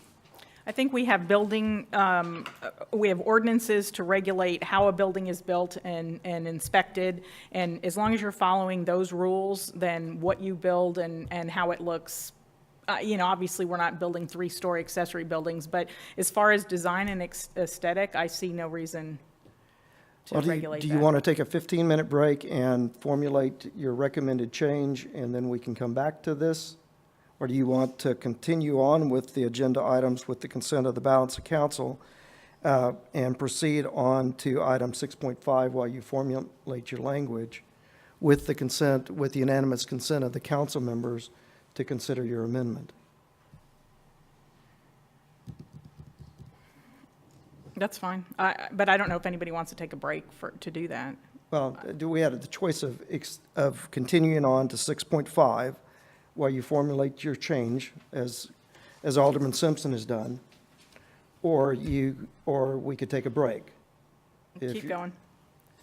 With the unanimous consent of council, we'll proceed to item 6.5, and we will come back to okay, actually, I guess what I need is a motion to postpone consideration of 6.4 until the completion of item 6.5. Do I have a motion to postpone item 6.4 until the completion of 6.5? So moved. Do I have a second? Second? Okay, we have a motion and a second to postpone consideration of 6.4 until the completion of item 6.5. All in favor, say aye. Aye. All opposed, same sign. Okay, we're going to proceed to item 6.5. Presentation, discussion, 2016 crime report, city manager and Chief Lacy. Bill, are you going to start and then? Yeah, I'm let going to Chief start come it in? just to kind of give you some background. We've been providing a crime report for the last couple of years. Again, it's not easy doing that. You know, you have different categories of crime statistics. We use the Uniform Crime Report System. We've been tracking, for the most part, 5 major areas: burglary of a habitation, burglary of a building, burglary of a vehicle, theft, and robbery. You know, you can see that in our sheet, we've had a number of crimes in the city, and I'll let Chief go through all the statistics, but the biggest increase in crime we've had is burglary of a vehicle. A lot of that is attributed to Pasanos. A number of times where we had a number of burglaries. In January, we had 12 vehicles broken into.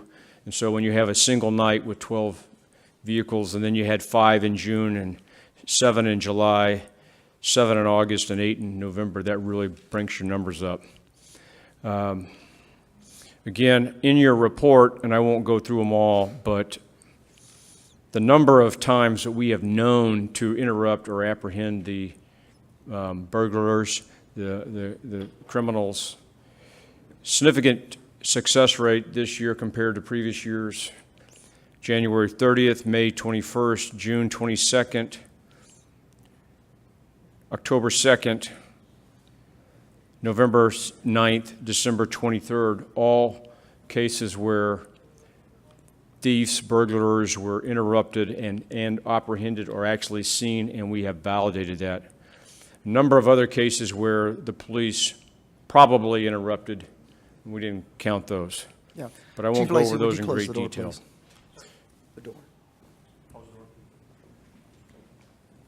I'm sorry, Bill.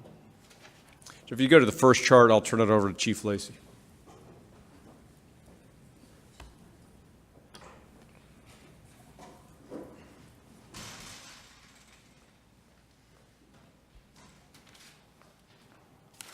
Thank you, Chief Lacy. Is this your first presentation to council?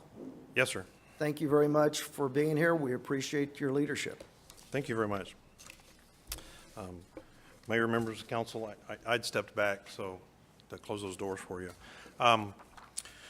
What I would say is, you know, Shavano Park is a great small community, but it's inside a very large metropolitan area with a lot of good and bad people that traverse through the area all the time. What I see from the crimes that they've cleared or apprehended people, our apprehensions are phenomenally larger than most cities do. And I put a lot of that on that the officers are in the neighborhood, especially at night.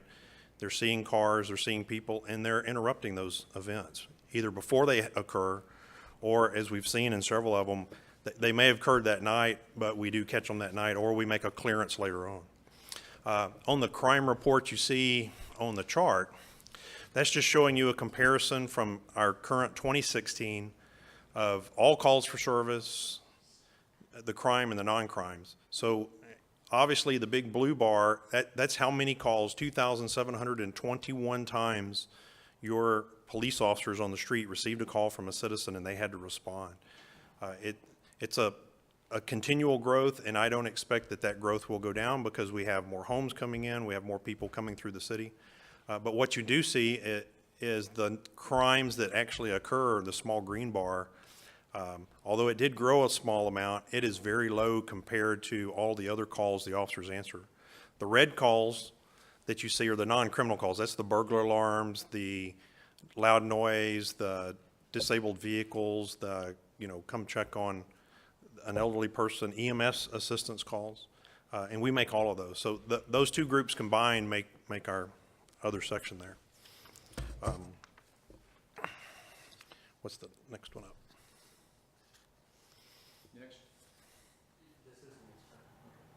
Oh, okay. The blue bar that you see here, our community policing contacts are the contacts that the officers are self-initiating with citizens that they encounter either in the neighborhoods or on the streets. These are them doing the walk and talks, pulling up and speaking to people when they're in the cars. We did 3,817 of those. We made more contacts with citizens on our own than we did by people calling us. The 551 vacation house checks or out-of-town checks, those we don't have a lot of control over because it depends on how many people ask us to do those things. But we do go by those homes each time, and having 551 of those, that's an extensive amount of time that the officers go. And we appreciate getting to go by those homes and check them each shift for them.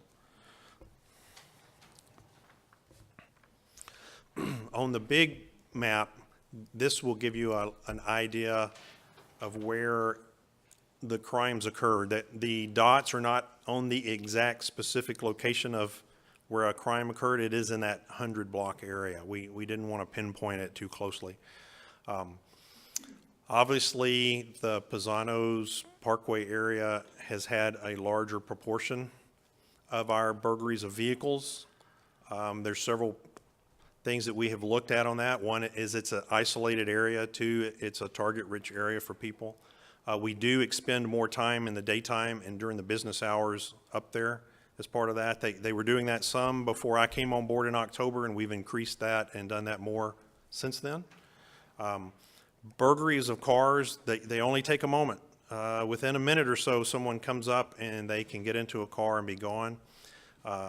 If it's locked, they can pop the lock and be in and be gone. If it's not locked, which is most of our nighttime burglaries, it's a matter of they walk the streets and they just pull door handles. And if the door's open, they're going to go through your car. If the door's locked, they move on to the next one. Those are the kind of folks that Officer Trimble caught over on his incidences that he was awarded for here. Those folks specifically were in the neighborhood. The second group that he caught on the 11th told him that's what they were there for. They came to Shavano Park to burglarize cars and knew that we would be out there, but they said, we think we can hit one of the edge streets and probably get in and do some burglaries. And he caught them before they did that. It tells me two things. I mean, I've been a law enforcement officer for 35 years. I came from a affluent area before that I did 25 years in.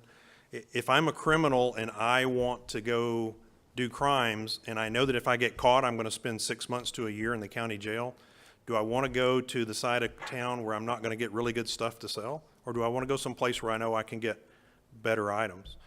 That's part of the two-edged sword for a nicer community, is the bad guys know where to come to get the stuff. What we want to continue to do, and what my staff is working diligently to do, is A, be highly visible out there, and B, let all of these criminals know when we run across them that you're not welcome here. You need to go to one of the other neighborhoods, and if you're going to continue to do crimes, you're going to do them somewhere else.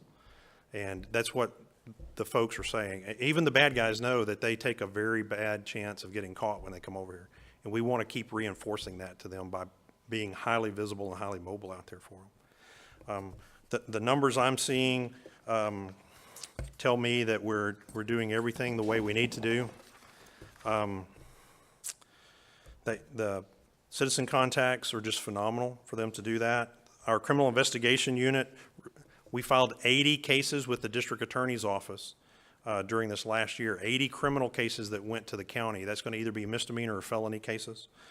Of all of those, the majority of them were generated by the patrol staff. Around 61 of those the patrol staff did, and about 19 of those are from investigative follow-ups that our detective did. We use and try to expand our use of social media, including the iInfo system. We want to get information out to citizens as quickly as possible. The department is very committed to the idea of community policing, and we're striving to keep that contact within the neighborhoods and with our citizens as tightly as we can. We're doing directed patrols, as we're doing now at Pisano's. Areas that we know we're having a problem, we're trying to keep even a higher visibility. We've even done some work in the past with cars, marked vehicles being put out there. There may not be an officer in it, but the bad guy doesn't know if you're in the car, if you're on the streets walking it. So we're trying anything that has been shown to possibly work in some other areas to see if we can help cut that back. In the future, what I see is we're assessing what's going on. We're constantly looking for patterns. We're always looking to see if we can find the locations that these are going to occur. Is there something there that we can do other than just being vigilant and visible? And we're going to continue that. And we'll make some recommendations probably at the April, May, for any updates that we think we might want to try to do with the department itself. Okay. Bill, do you have anything that you'd like to supplement? Well, the chief will provide me a 6-month assessment of the police department and the policing efforts. And as I get that, and we'll be coming to council, and that should be the April meeting. If we get that done earlier, we'll do that. I would also make note that in Pisano's, hats off to our team, as there was, those 20 vehicle burglaries were predominantly done by one two-man team, of which was identified, and the police department staked them out in cooperation with the manager, Evan, over at Pisano's. They've upgraded their video equipment. We've got clear visual of them. They, in the future, anyone going in or out of Pisano's will have clear license plate, vehicles red. You can see their facial pictures, and they've got an upgraded system where there's very few areas that are not covered by camera. As a result of that, we almost caught them once or twice, and then later on, we were able to identify, the police department was able to identify them. They actually issued warrants out. One of them was picked up later on, and they identified the second one, so there is warrants, and they have been charged, and we should at some point in time get convictions for those burglaries. Since then, I think there's been 1 or 2 in the last 3 or 4 months there. So it was a successful effort in reducing that crime. So I just wanted to point that out. That may not have been brought out. Yeah. Okay. Do we have a motion to open this for discussion? So moved. Okay, Michelle's opened it for discussion. Second? Alan has seconded the motion to open for discussion. Do y'all have any questions or comments that y'all would like to make to the chief and the city manager? Alan? One question I have, Chief, are we still doing bike patrols? Yes, sir, we do. We have a few of our officers that are trained for bike patrols, and we're going to be having another bike school for some officers. Bike patrols are used in the neighborhoods, some at night, probably more so in the daytime. Mm-hmm. It's an effective tool. It does limit their ability to respond across town, but my officers that do have that are usually officers that are on duty on top of our normal patrol staff. So okay. I'm a big proponent of bikes. In fact, I'm a bike officer. I'm one of the bike certified officers. I spend a lot of time on the back of a bike and think that they work very well. Thank you. Okay. Anybody else? Mike? I asked this question at our goals and objectives portion of the budget, and you weren't here, so I'll ask it again. What does community policing mean? In my book, not in the federal standards for community policing, it's being in contact and having a partnership with your citizens themselves.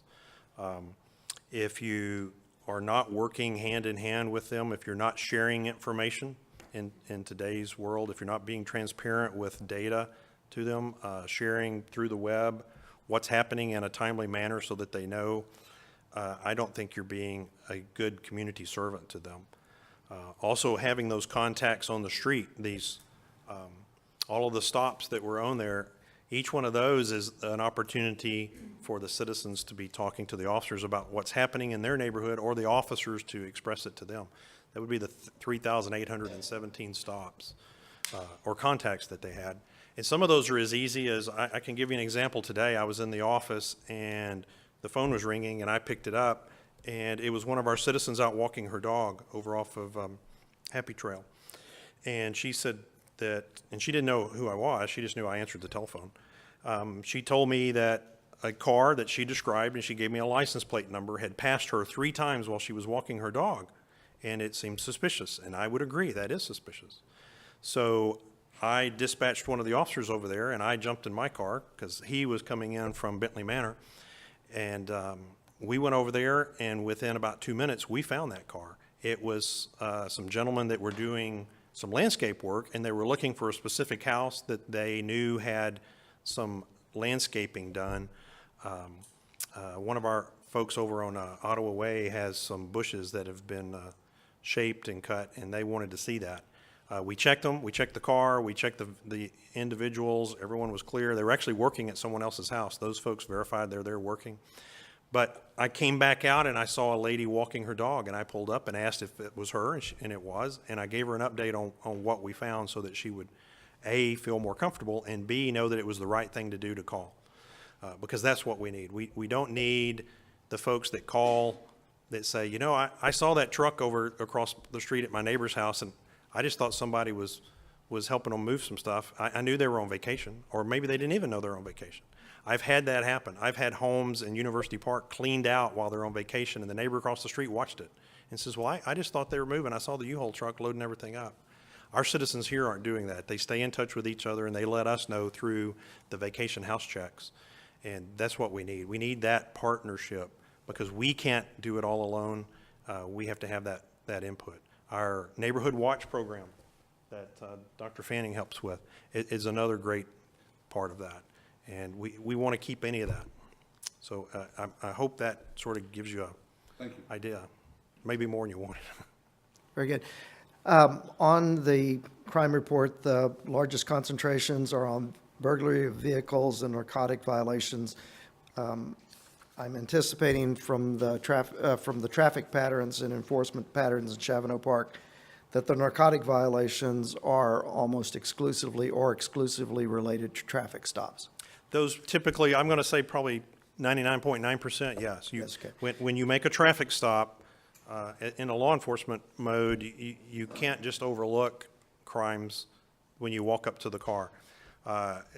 It sometimes would be nice to, because it also involves a lot of paperwork for a very minor infraction. But if I walk up to the person with a headlight out at night to tell them that they need to get a headlight fixed, and I get knocked over by the smell of the marijuana, I have a duty under state law to take action upon that. Okay. My failure to do that, it can be chargeable against my license. So that's where I'm going to say probably all but maybe one of those, if even that. Some things just, they snowball, and that's one of those things. But most of those are minor infractions. They're going to be small amounts. We're not talking what I'm used to in Houston, where it's the car that's loaded down with, 12 kilos of cocaine or 100 pounds of marijuana in the back. The next highest concentration is burglary of vehicles. Yes, sir. You and I have talked about that, Bill and I have talked about that. Y'all have a very high success rate, where there are 50 of them here. Looks like a high number. Do y'all have an estimate of the percentage that y'all have cleared on the burglary of vehicles? We do. We cleared about 50% of those. We've cleared 25, 50%. We either charged folks, or we knew they did them, but the district attorney did not feel that they could have a chargeable case on a few of those. Okay. Like a couple of the Pisanos, we couldn't get the district attorney to tie them down to that. But we had a 25 or a 50%, or 25 of the 50 cases that we are very confident we know who did them, and or we charged them with the crimes. What kind of national trends are there as far as clearing burglary of vehicles? 50% seems just astronomically high for It is. It's smashing very job. high, and that's why I'm so proud of the men and women that are out there working. They work hard to find these folks, and then when we do, like the ones that we recognized Corporal Villanueva for, where he found the 3 people that had committed 5 car burglaries that night, we filed 15 cases, 5 cases per person, all 3 people. Everyone took a big piece of that cake and got sent to the district attorney's office. So we didn't just file 1 case per each person. If we showed you involved in 5 cases, it meant my detective had to do 5 times as much work, but she did. I gave her some guidance. I told her what I wanted, and that's what we're doing. We're taking 0 tolerance for people we catch. So when we have somebody, if they did 1, they're getting that 1 case. If they did 10, we're filing 10 cases on them. We'll let the district attorney do the wheeling and dealing downtown. That's what they get their portion for. We're going to charge you with a crime if you commit a crime here. Okay. We want that to be known in the community, in the jail system, and in the bad guy community. Word gets out as to how things are being dealt with. And I want that strong message to be sent to the folks out there that, you know, if you're not wearing a white hat, if you're one of the guys wearing the black hats in our neighborhoods at night, you're going to go to jail, and you're going to go to jail hard. Okay. Michelle? And not just at night, but during the day. One of the issues before you got here in my area was that we are having a lot of construction in the older sections. We're having it in the newer sections too. But during the day, workers or friends of workers at different job sites are breaking into people's houses.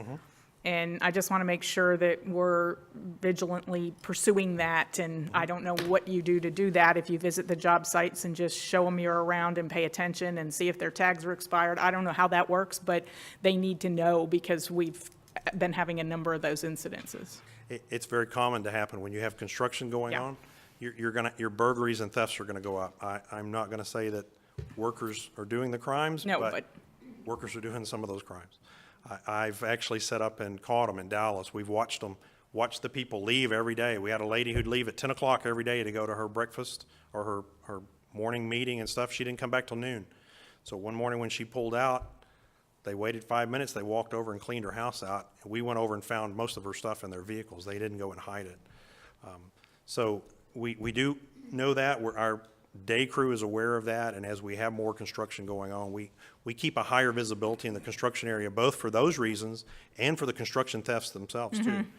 Yes. Because we do see that while, you know, your truck with all your tools are out front and you're in the back, someone will come along and need a few more tools for his construction job, and they do sort of steal from each other. Or a bobcat on a trailer. Yes. Which, when you leave the keys in the truck Not and smart. the truck's unlocked, it's really easy to drive off with it, which is what happened the other day. Yeah. Yeah. We're working on that as far as information to our victims before they are victims, just like, you know, please lock your cars. Lock your cars in your driveway. Don't leave things that look like they could be valuable. Don't leave cell phones, don't leave purses, laptops, things in your car visible. Don't leave your keys in your car. I mean, it's actually a crime to do that. It is? Yes. Yeah. You got to remove your keys. Got to remove your keys, set your parking brake, and if you're on a hill, you got to turn it into the hill. It's a violation of the state transportation code. So we all learned to put down your parking brake. Yes, got to put your parking brake on. Does anybody else have something that they'd like to extend to the chief? Thank you, Chief. On behalf of the citizens of Shavano Park, congratulations to all of your officers and to you. Y'all have an absolutely great department. Oh, thank you. I will pass on those words, Mayor, to them, and I want to say it's the officers on the street that are doing this. It's the officers that are pounding the pavement that are getting us these results. And I applaud them for their hard work. They've taken that initiative with just guidance from me. I may be up in the engineer's box of the train, but they're the ones doing the work, and they're the ones that I'm the most proud of. So thank you on behalf of them. Thank you very much. Okay, which brings us back to item 6.4. Michelle, you wanted to make a motion to amend specific portions of Chapter 6 and Chapter 36. I was just doing section 36-36. There's no masonry requirement in Chapter 6? I don't know. Is there? But I want to do 36. Section Okay. A, Section 2, Section B. Exterior walls, I want to strike the whole paragraph. I want there to be no masonry requirements. Okay, we're looking at 3636. 3636, subparagraph A, subparagraph 2, subparagraph B.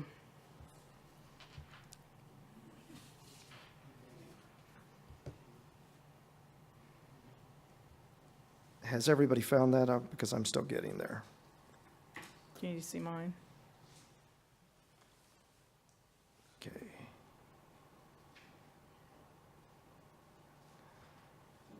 I mean, we can't regulate aesthetics. Yeah.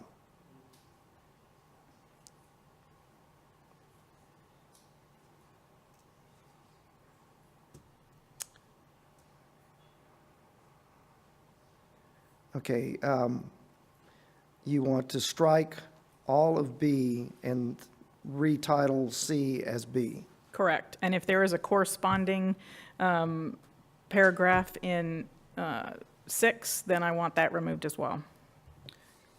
Okay, so I'm going to recharacterize your motion as a motion to substitute by deleting all of B and renumbering C as B.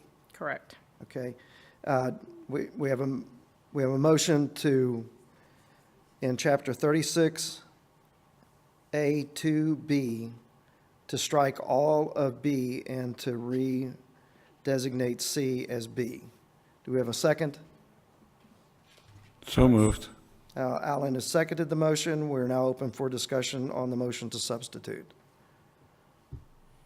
Michelle? I mean, I've said my piece already. I don't think we can regulate aesthetics, and I think that citizens are smart enough to be building something that will improve their home's value, which improves our collection of taxes, which improves our neighborhood. I don't see any reason to say you have to have something done a certain way with exterior walls on a building, whether you put in, you know, I don't know what, but as I mentioned before, there's a lot of new construction coming on that's contemporary, that has metal, that has other design elements that looks fabulous, and why wouldn't we give them the option to do that? And we're allowing some new construction in both Bentley Manor, well, one in Bentley Manor, but a number in Huntington now that are contemporary, that have metal and have other things that make it look more contemporary, and I don't know why we wouldn't allow our side to do the same thing. Okay, do we have any other discussion? Okay, if there's no further discussion, all in favor of the motion to substitute as outlined by Michelle? Aye. Aye. Aye. Aye. Sorry. All opposed, same sign? I didn't hear you'd called for it, sorry. Yeah. Okay, the motion carries, which brings us to the primary motion, which Wait, includes, I have one more. oh, you have another motion? Yes. Okay. I want to replace section 36-36, paragraph E, subparagraph 2, on carports to just read, all carports shall conform to all building setback lines and structural regulations, period. Okay, can you provide that exact language to, that's a little bit different motion, isn't it? Can you provide the exact language to Zena? Got it, Zena? All carports shall conform to all building setback lines and structural regulations. Lines and structural regulations. Okay, Charlie, I'd like a clarification here. Our ordinance notice that we provided to the citizens is regarding accessory buildings, outbuildings, and portable buildings. Is carports included within that category? Well, if all of these changes pass, we're going to have to go back through the public hearing. We're going to have to resend notice, redo all of our public Well, hearings. no, I'm asking you specifically, have we provided notice to the public on this, on the language change that Michelle is providing? I don't know. I don't Carports. I don't know what the notice looked like when it went out to the citizens, so I'd have to see that before I answer Oh. your question. But we are going to have to go through the process. This agenda item notice, it says accessory. Oh, the That's the agenda, question. oh, the agenda, no, oh, I apologize, the all it agenda said. notice. Yes. Oh, okay. I want to know whether we can entertain the motion from the standpoint of notice to the community. Yeah, this says accessory buildings, outbuildings, and portable buildings. I mean, and what was Carports. carports? Yeah, it'd probably be better if that was specifically listed. It's a tough call. I mean, I don't know what a general public would think with respect to if they would consider carports one of these Would you mind things. waiting until? Okay, fine. Okay. Are you going to withdraw your motion? I withdraw my motion. Okay, the motion has been withdrawn. Do you have any other changes? No. Okay. So now we have a motion to approve Ordinance O-2017-001, proposed amendments to Chapter 6, Chapter 36 of the City's Code of Ordinances regarding accessory buildings, outbuildings, and portable buildings, including the supplemental motion made by Alderman Simpson and passed by the group to Section 695 and 3636H, as well as the change, the motion to substitute concerning item 636A to B, striking all of B and renumbering C as B. Do we have a motion to approve the, do we have any discussion concerning the motion as supplemented? Okay. There's no discussion. All in favor say aye. Aye. All opposed, same sign. The motion carries. Okay. A note to the city manager, there will be a notice provision that will have to go out. Will we have to have, Charlie, this is the first reading, will we have to have a second reading? Yeah. I mean, after the second reading, will we have to have 2 readings on this change? Yeah, based on your ordinance and based on the changes here, I would certainly recommend that. You're going to have to resend individual notice to everybody within A3 and everybody within 200 feet of A3, written notice for public hearing in front of the Planning and Zoning Commission. And then they're going to have to come back to you with a recommendation, and you'll have to hold a public hearing that needs to be noticed in a newspaper for 15 days. I would recommend that you go through your 2 readings again, just to make sure we dot our I's and cross our T's. Okay, this is a procedural question that I've directed to Charlie. Does anybody have anything that they'd like to clarify on that procedural ruling from, our procedural recommendation from our city attorney? Okay, very good. That brings us to item 6.6, discussion action ordinance O-2017-002, proposed amendments to Appendix A, City of Shavano Park, fee schedule and amended subdivision and platting fees, contractor registration fees, residential roofing permits, and commercial and residential permitting fees. Bill and I have been talking about this for some time, and I know that it's something that has been near and dear to the heart of Michelle, is our city permitting fee provisions.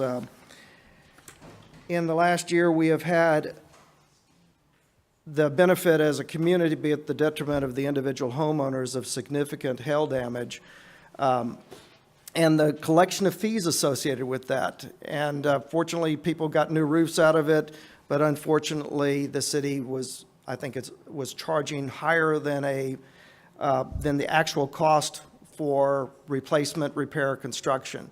And Bill and I have talked about this. The staff has reviewed the cost of building permits, looked at the practices of other cities. I think that a majority of the communities in Bexar County that we would look to as representative of the class of communities with Shavano Park charge a flat fee. The balance of them do as we have been doing, where they charge the repair fee for the roofs based upon their general fee schedule, which greatly increases the amount that is charged to our individual homeowners. Frankly, our building inspector goes out 1 or 2 times to each one of those roofs. There's not an extensive amount of labor on the part of our city to issue these permits for what's generally paid for by insurance. And so the recommendation that I'm providing is that we lower the fee to $150. Bill also went through at the same time and reviewed a number of other fees that we're charging in the city, and I'm going to let Bill specifically speak to those. So there were 4 items the mayor's asked me to take a look at residential roofing fees, and you saw the chart where the average of all cities around here that we pulled was 205. And so moving along to the next one, council approved contract negotiations with KFW Engineering and Surveying at the November meeting, 2016. I presented at the time the adjustments in contract fees that they would charge, but we didn't have an amendment to the fee schedule prepared at that time. So this amendment rectifies that and basically brings our fee schedule in line with the fees that KFW will be charging us. That one's fairly simple. The third one is contractor registration fee. Right now, our table of fees requires us to charge $100 per contractor to register in the city. City has not been doing this for years. And the idea is that, and we discovered that, so we looked at why are we not doing that and what's the intent. The intent for charging a fee is that you actually then go back and you check licensing and driver's license and a number of other things associated with that. And the staff hasn't had the personnel to do that. Laura and her team have researched this, and we have located a third-party vendor that does this, that we can contract out to do a similar service to that. So what this does is it would reduce the fee from $100 to $50, and that $50 would about cover should cover the fee, which we would then go out and we would source a third party to provide us a validation that their licenses are current and correct, that they don't have criminal records, they have their driver's license, they have the insurance, they have all the requirements associated with that. So I think we could do a better job associated with that and reduce the fees and actually have a fee that we intend to follow. The last thing is commercial and residential building fee permits. A couple things. A couple of years ago, our ordinances were changed to provide different fees for residential than commercial in our fee schedule. Apparently, and this was brought up last year's audit, is that although the table of fees was changed, the fee schedule in our permit MD was not changed. And so the automatic calculations were occurring, and then we were charging commercial rates for residential. So we made that correction last year after the audit was made.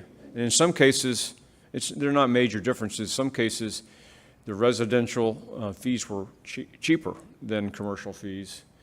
Or in some cases, the commercial fees are cheaper than residential fees. So you're not talking about a big delta in the cost differences. So we have been following our ordinances in the past year. So that was the key point there. But when we looked at this, the other thing that occurred was that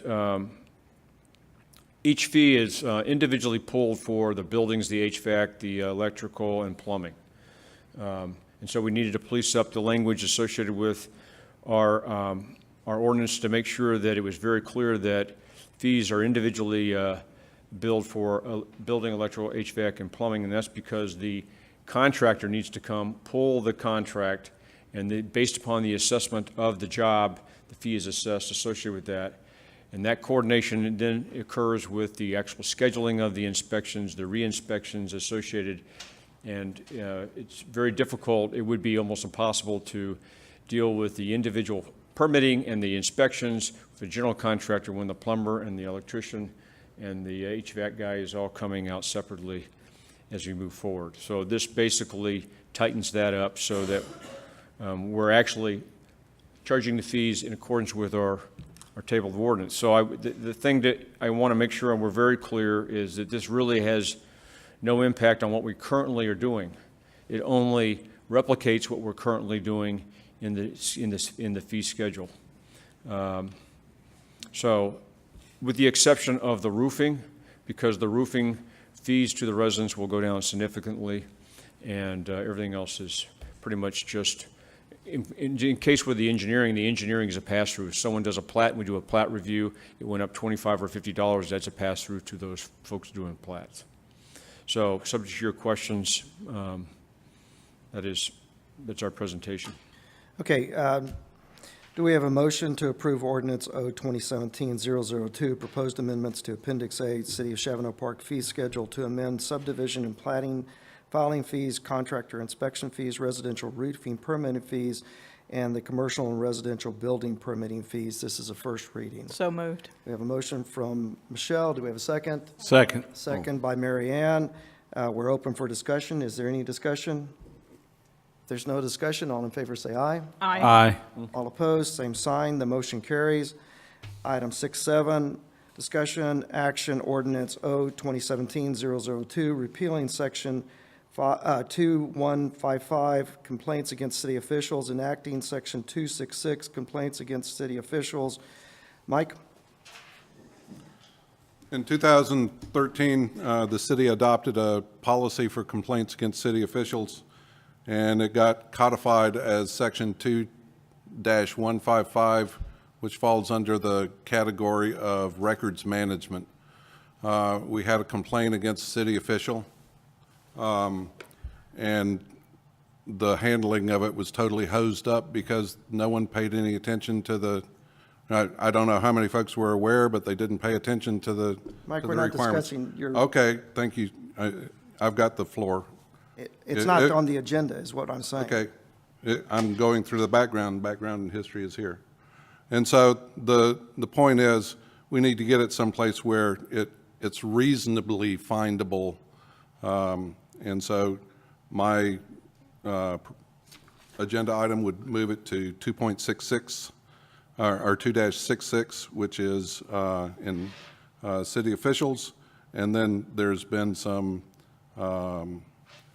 corrections to some typos and some procedural corrections to that. So based on that, I would move adoption of ordinance O-2017-003. Okay, we have a motion. Do we have a second?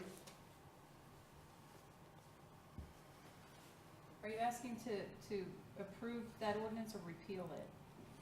He's asking to move it and then to amend it. I second. Okay, there's a motion and a second. We're now open for discussion. Is there any discussion?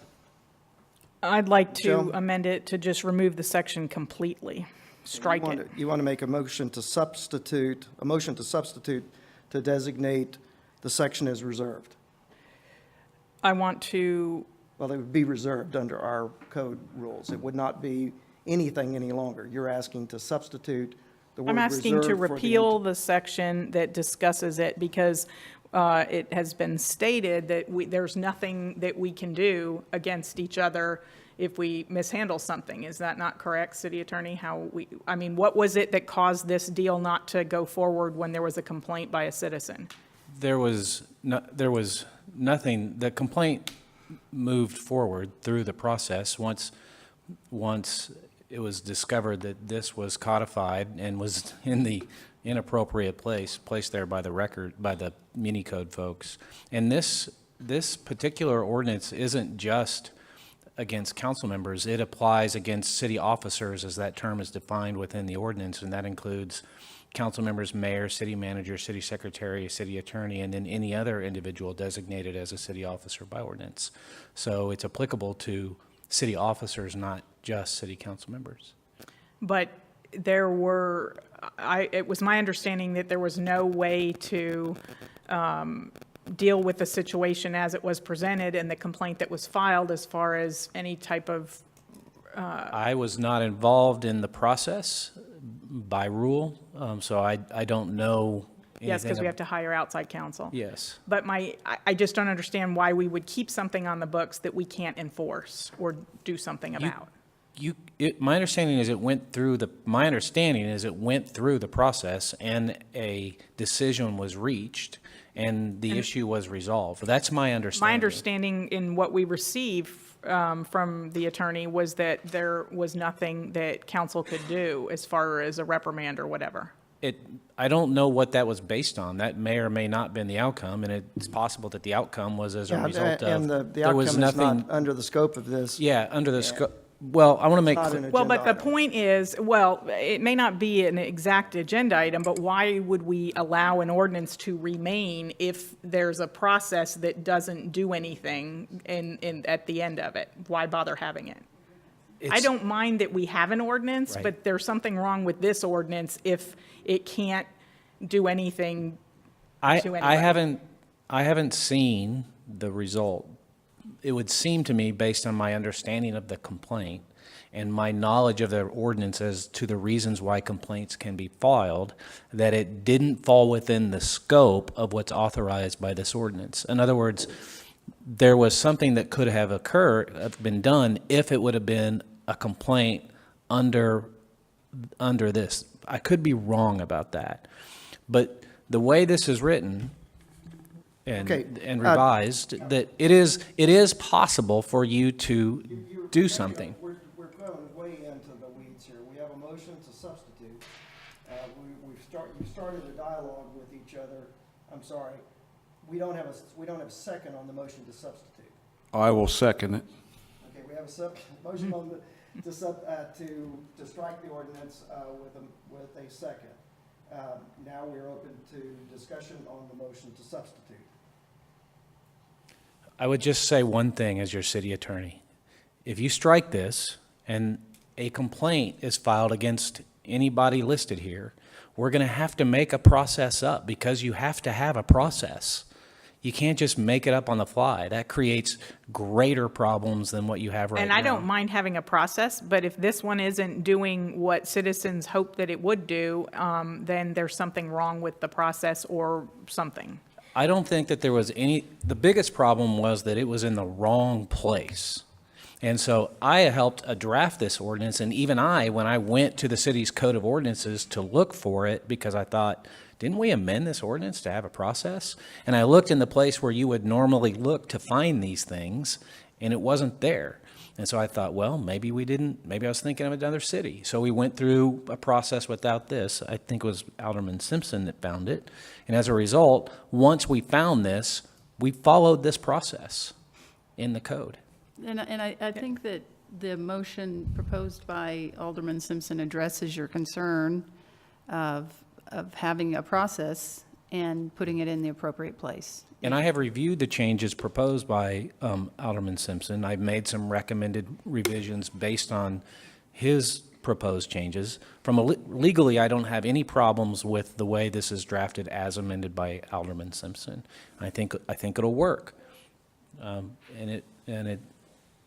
legally it works. And I'd rather have this than nothing for sure.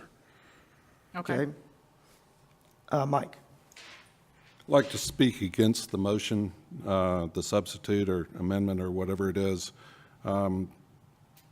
This revision of the policy makes it clear that complaints against aldermen for things that they say during legislative debate is protected, or the debate is protected by the Texas Government Code. So the complaint was against something that was said during debate, it can't be justiciable. Okay.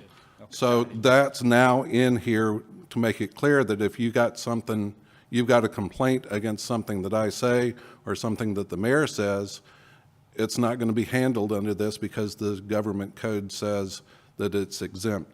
So striking the policy altogether and then going ad hocery is a prescription for failure and disaster.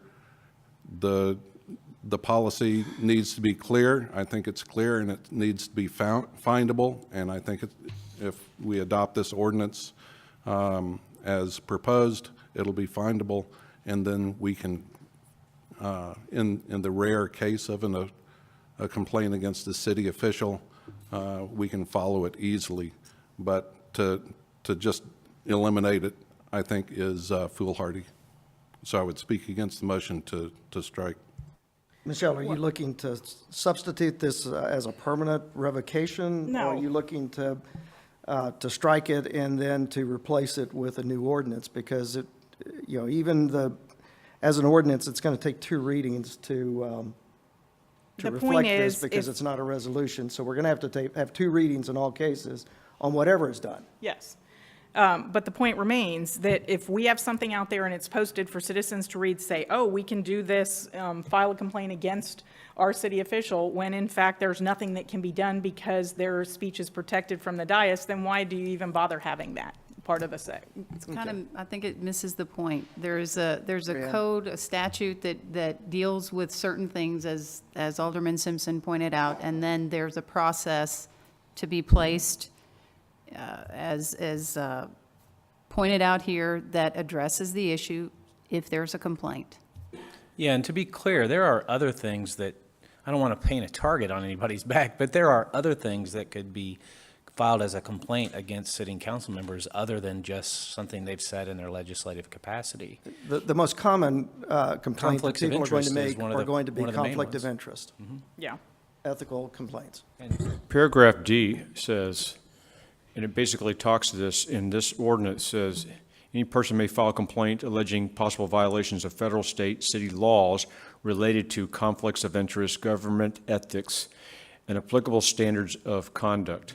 So any of those complaints that are done outside of sitting on that legislative dais there is a valid complaint. And I'm not for or against it. That ordinance says there's a broad number of complaints that can be made against officers, and that there's a process associated with that. And the reason why, following it very closely, which I did, was the complaint made against the officer previously was made in a legislative fashion in which by Texas government code is Maybe. immune. Maybe.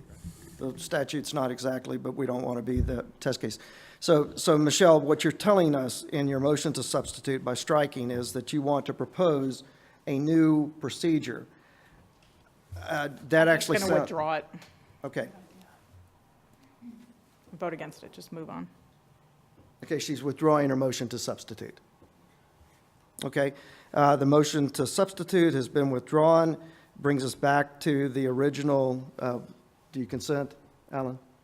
Yes, I do. Okay, brings us back to the original motion. Do we have any further discussion? Okay, there's no further discussion. All in favor say aye. Aye. All opposed? Aye. I'm going to vote against it. I think that the ordinance, well, I'm going to vote against it. Despite council, are we, council saying we should have something? No, we have exactly what we have right now. We're Okay. not changing anything at this time. The motion was to amend it, and I voted with the nays to where we're going to keep what we have right now. Just clarifying. Yes. So we still have an ordinance, and we will look at further options to change it. Okay.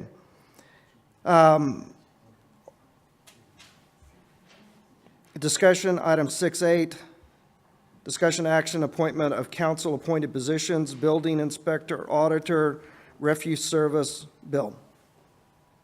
Last year in the January meeting, we presented a city council with a list of contracts for review and a tentative schedule for an annual review process. Obviously, we have a lot of contracts that are periodically reviewed.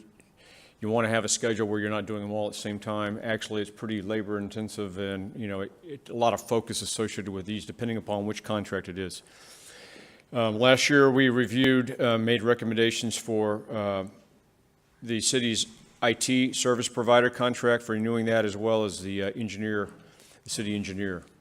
And we went through the process of updating the city IT contractor in August. Actually, Curtis took the lead on that. We saved quite a bit of money relative to the size of the contract. And then in November, City Council approved contracting with KFW Engineers for city engineering service. So that brings us to this point. I've created a table here which kind of shows you what we've reviewed here recently. The health inspector, IT services engineer. This agenda item is proposing that after 5 years that we review the auditor. We want to go out for requests for qualifications associated with auditing services. They've done a great job, but it's time to get a different look just to make sure we're doing that. Our refuge services is also due in November, as well as the fact that we've identified our building inspector. He's been with us since 2009. We don't have a contract associated with that. So in the summary, I kind of talk in terms of we're very satisfied with our building inspection services. Bruce Beeler is the lead of that. Richard does that. They know our city. They do numerous cities just like us. The continuity is very, very important. And what we want to do is we want to, we're recommending keeping them and then entering into a formal contract with them to codify the services they're providing, the fees and the terms associated with that. Refuge services, trash services with Republicans on 30 September. We also, staff request an authorization to enter into renegotiation with Republic Services without having to rebid that. So the proposal would be these three contracts with a request for qualification to the auditors and a renegotiation of both the terms of the building inspector and the refuge services. Bill, correct me if I'm wrong. I believe that you mentioned last year that this was the last year that we would be using this under the general audit guidelines that governmental entities normally use, and that after 5 years, you normally go out for a new auditor to get a new, fresh set of eyes. That's the general consensus. That's what I briefed, and so this is just an add-on to the continuation of that. Do we have a motion to approve issuing a request for proposal for city auditor services and entering into contract negotiation with Republic Services and B&B Inspections, LLC in the year 2017? Point of information, Mr. Mayor. Yes, sir. Are we going to go for an RFP or an RFQ on the auditor? Yeah, I think it's an RFP. Okay, Yep. RFP? Thank you. No, an RFQ. Right? Request for proposal or request for qualifications? I said RFQ, but I believe it's an RFP. We were looking at several versions from different cities. What's that they're doing? When I was looking the other day, I believe it's RFQ. However, many of our examples say RFP. So we'll need to defer to the attorney. You can do it however you want. Doesn't make it, there's no restrictions on how you do it for, so if you want to do a request for qualifications and then negotiate a price later, which is normally how request for qualifications is done, you can do it that way, or you could request a request for proposal, which would include their qualifications and the money. So however you want to do it. So in that case, we would probably ask for the ability to do either or based upon what we wanted. There is no requirement that we can't use a IBP again. There is not a, so I mean, that. Yes. Everybody, yeah. There's. So the difference, so the difference, Mike, I think we just heard was whether we get a number. I just wanted to make sure we had Okay. the right terminology in the motion so that we do it correctly. So moved. The motion as read. Second. Okay. Okay, do we have any discussion? Yes, Mr. Mayor. Alan? Bill, I wanted to ask with, B&B, we're pleased with, are we going to put a new expiration date on that? Are we going to look at 5 years, or what is your thoughts on that? Since we went 8 years this time, 8 years. Yeah. Well, I don't have a number in my mind at this point in time, somewhere between 3 and 5 years. I would want to have a periodic, 5 years is what I'm kind of cycling this in here. Some of these require 4, so it'll be 4 or 5 years, and then you just have, enough of those to where you're doing 2 or 3 a year, but you're on a periodic basis. That's the intent. Okay. Is there any other discussion? All in favor say aye. Aye. All opposed, same sign. The motion carries. Item 6.9, discussion timeline for annual city manager review. It's that time of year again. We went through the process last year. There are some changes that Bill is probably going to recommend as far as the grid that we have provided. It doesn't quite fit the way that it would. And I believe our request would be that we come back at the next council meeting with the new grid so that city council can complete the process in a reasonable time and have everything completed as set forth in the timeline. Bill, do you have anything that you'd like to add? No, this is Mayor's agenda item. He and I have talked about it in terms of, backwards planning, you know, the review session is scheduled to be done in April before the elections. And so then just providing awareness that there's a process and a timeline which should be followed. My observation to the mayor was that the form is not bad as it is, but there's going to be some adjustments in terms of the section that had goals and objectives and determining which ones are those and how you're going to evaluate. That's something the council is going to have to determine. So I might work with the mayor, but if he would then propose a form that would be filled out. I don't think the last one was overly difficult, but it should be consistent with what you're doing, and that there would be a proposal brought to council at the February committee, at the council meeting for approval, and then you can see the process associated with that. So this is an information point to everybody that we're going to be coming back to you in February with the proposed format for evaluating the mayor, the city manager.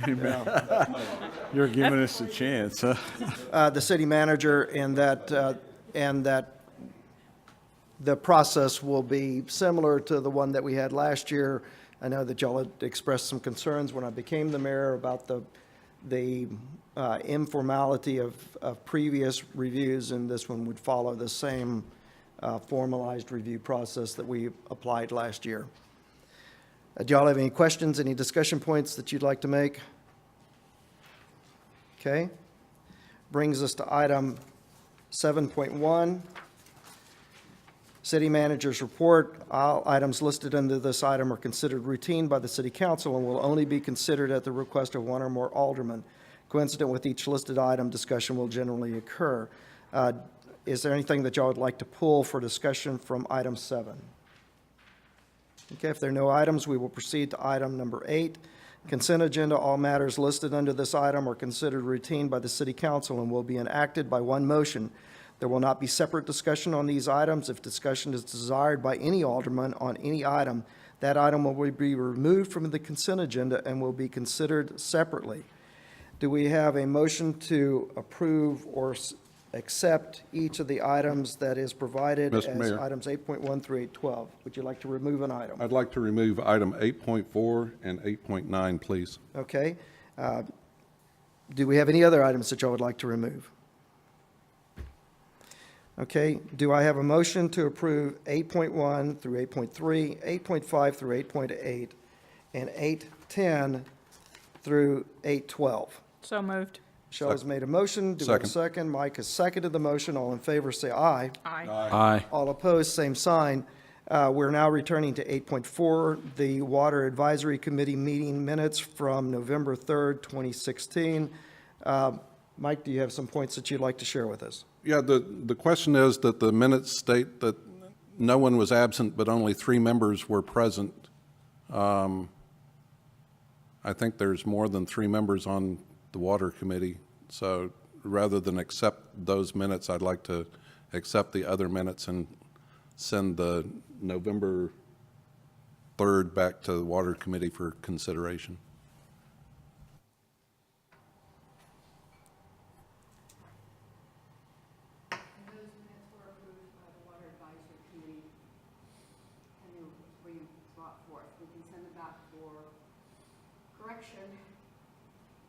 Who does the minutes in that meeting?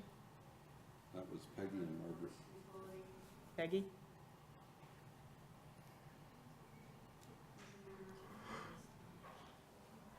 The November 3rd?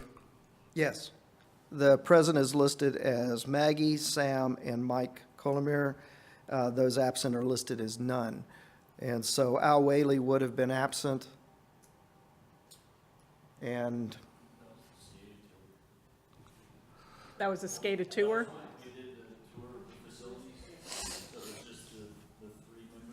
Oh, the new people. I got it, but the minutes say it was a meeting of the Water Advisory Committee, and the roll call is incorrect.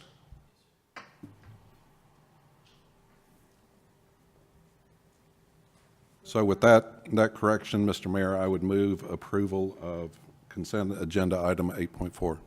Okay, I think that what you're asking is that we table item 8.4 until the next meeting, because we don't know what the minutes should say. There's an error in the minutes, and we're not able to reconcile the error here this evening. We will send it back for correction, and they'll go back before the Water Commission and then back to City Council. Okay, so is that a motion to postpone consideration until the next city council meeting? Well, no, I'm more than happy to accept the minutes of November the 7th. It's just the minutes of November the 3rd. No, well, we've already accepted the minutes from November the 7th. We're only focusing on 8.4. That was the item that was pulled from the consent agenda. You've noted an error. We can't resolve the error at this meeting. And so I think you're asking that we consider this at our next city council meeting. I'm fine with that, Mr. Mayor. Okay, so I have a motion to postpone until the next city council meeting. Do I have a second? Second. All in favor, say aye. Aye. Okay, so it's postponed. We're not going to vote on 8.4. Okay, 8.9. Okay, Mike? Our fund balance is sitting at 48 point some odd percent. Our policy says it should be 25 to 50. I would really like to see it back down to 40, seeing as we have a consistent history of collecting, of ending up with surpluses. So I would move that to begin the year that we have unassigned fund balance of 40% and direct the city manager to come to us in the February meeting with a recommendation of how to allocate the excess in the fund balance. Okay, I think that this is a report for accepting as this is a report. It's not a report intended for a budget amendment. A budget amendment will require notice to the public. We haven't provided notice to the public that we're going to be making a budget amendment. No, Mr. Mayor, this agenda item is consideration of the fund balance. And so what I'm saying is that we have a fund balance of uncommitted money, and what this agenda item wants us to do is accept that fund balance as it stands. And my motion says no. I would rather have a fund balance of 40% rather than 48 point whatever. And I would like to hear from the city manager. Okay, Bill, I misunderstood what you were doing here, so if you would clarify that for me. So last year, we provided a report that said we were about 75%. And I believe at that council meeting, we provided the fund balance policy, which says it's between 25 and 50%. And I think there was consensus gained at that meeting to maintain a 50% fund balance. And then subsequently, I came back to the city council, and I may have this wrong, but I came back and then said, okay, based upon 50%, then we would do a budget amendment that would take a transfer, and I provided some recommendations for the $1.2 million that went into the capital replacement and improvement fund. So, in this case, the staff has recommended that we maintain 50% fund balance, and I understand Alderman Simpson saying 40%. Amend it to a 40% and then come up fund with balance. recommendations, which if that's the council's vote, then I will do next meeting. Okay? Very good. I now understand your motion. Sorry, Mike. Okay, we have a motion to amend the fund balance from the balance provided to a 40%, with the request to the city manager to make recommendations to lower our fund balance over the course of the remaining course of the year to 40%. Do you have a written motion? Yes, Mr. Mayor. Okay, if you would provide that to Zena.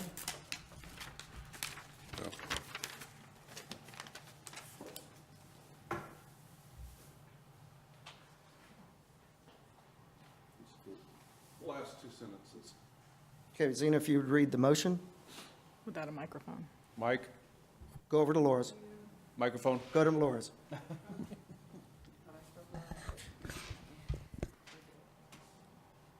Alderman Simpson made a motion to reduce our fund balance to 40%, to go to 40% unassigned. Then we will have a little bit more than $436,000 for a combination of a capital replacement and tax reduction. I move we begin the year with an unassigned fund balance of 40% and direct the city manager to come to us in the February meeting with a recommendation of how to allocate the excess in the fund balance. Okay, I think it's the last sentence was the motion. It's only the last sentence. Please just read the last sentence.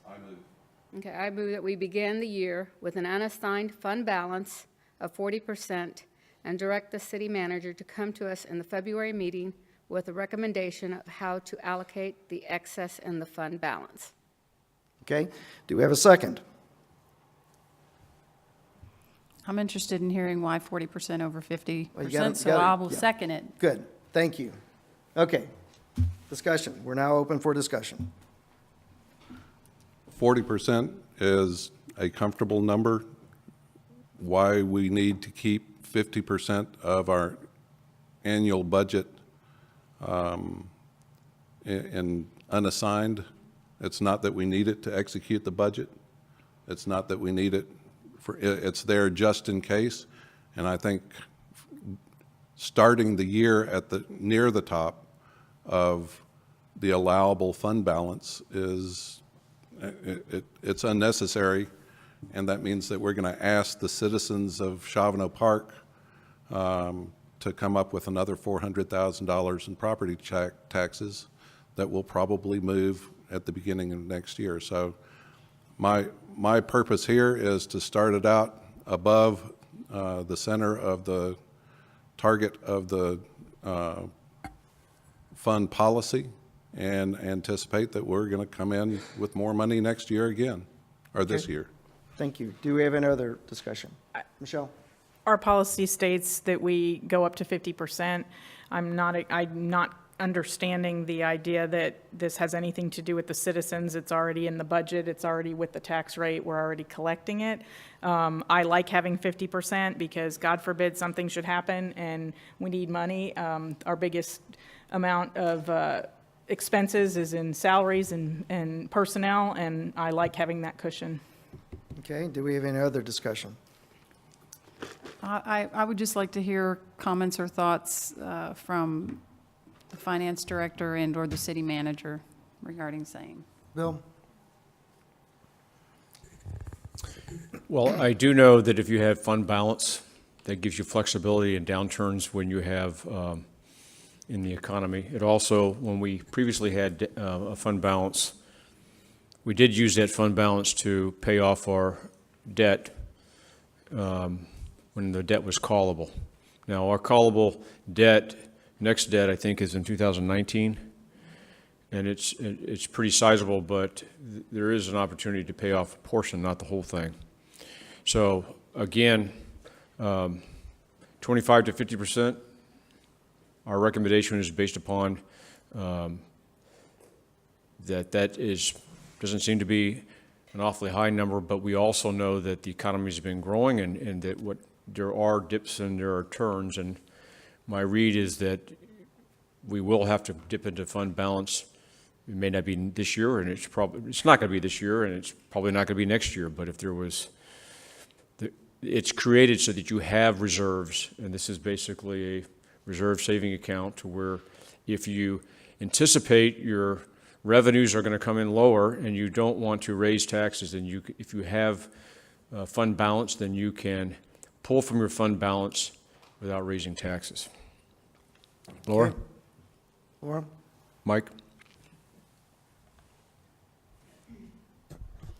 I mean, it's a council's decision to, if we want to move some money to capital replacement, et cetera.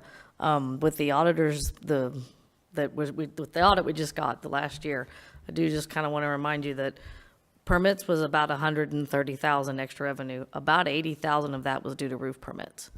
So we really, on the revenue side, we were not in extreme excess. On the expense side, there was quite a few items. We had some vacancies, so you can see some personnel, and if you look in the audit report, so there was about 50 to 60,000 expenses that didn't occur that will occur this year. So the 274 that we added would only probably have been about 100,000. I think the issue is, why do you want to keep a fund balance? Well, I At mean, at and the 50% policy or is- 40% or Again, 30% or yeah, it's 10%? It's 25 to 50, that's standard industry. Everybody has a little bit, I mean, some cities just have 90 days because that's all they can afford to put aside. Again, it's, There was reference to either a savings or a benefit to residents at 40% versus 50%. Can you speak to that, please?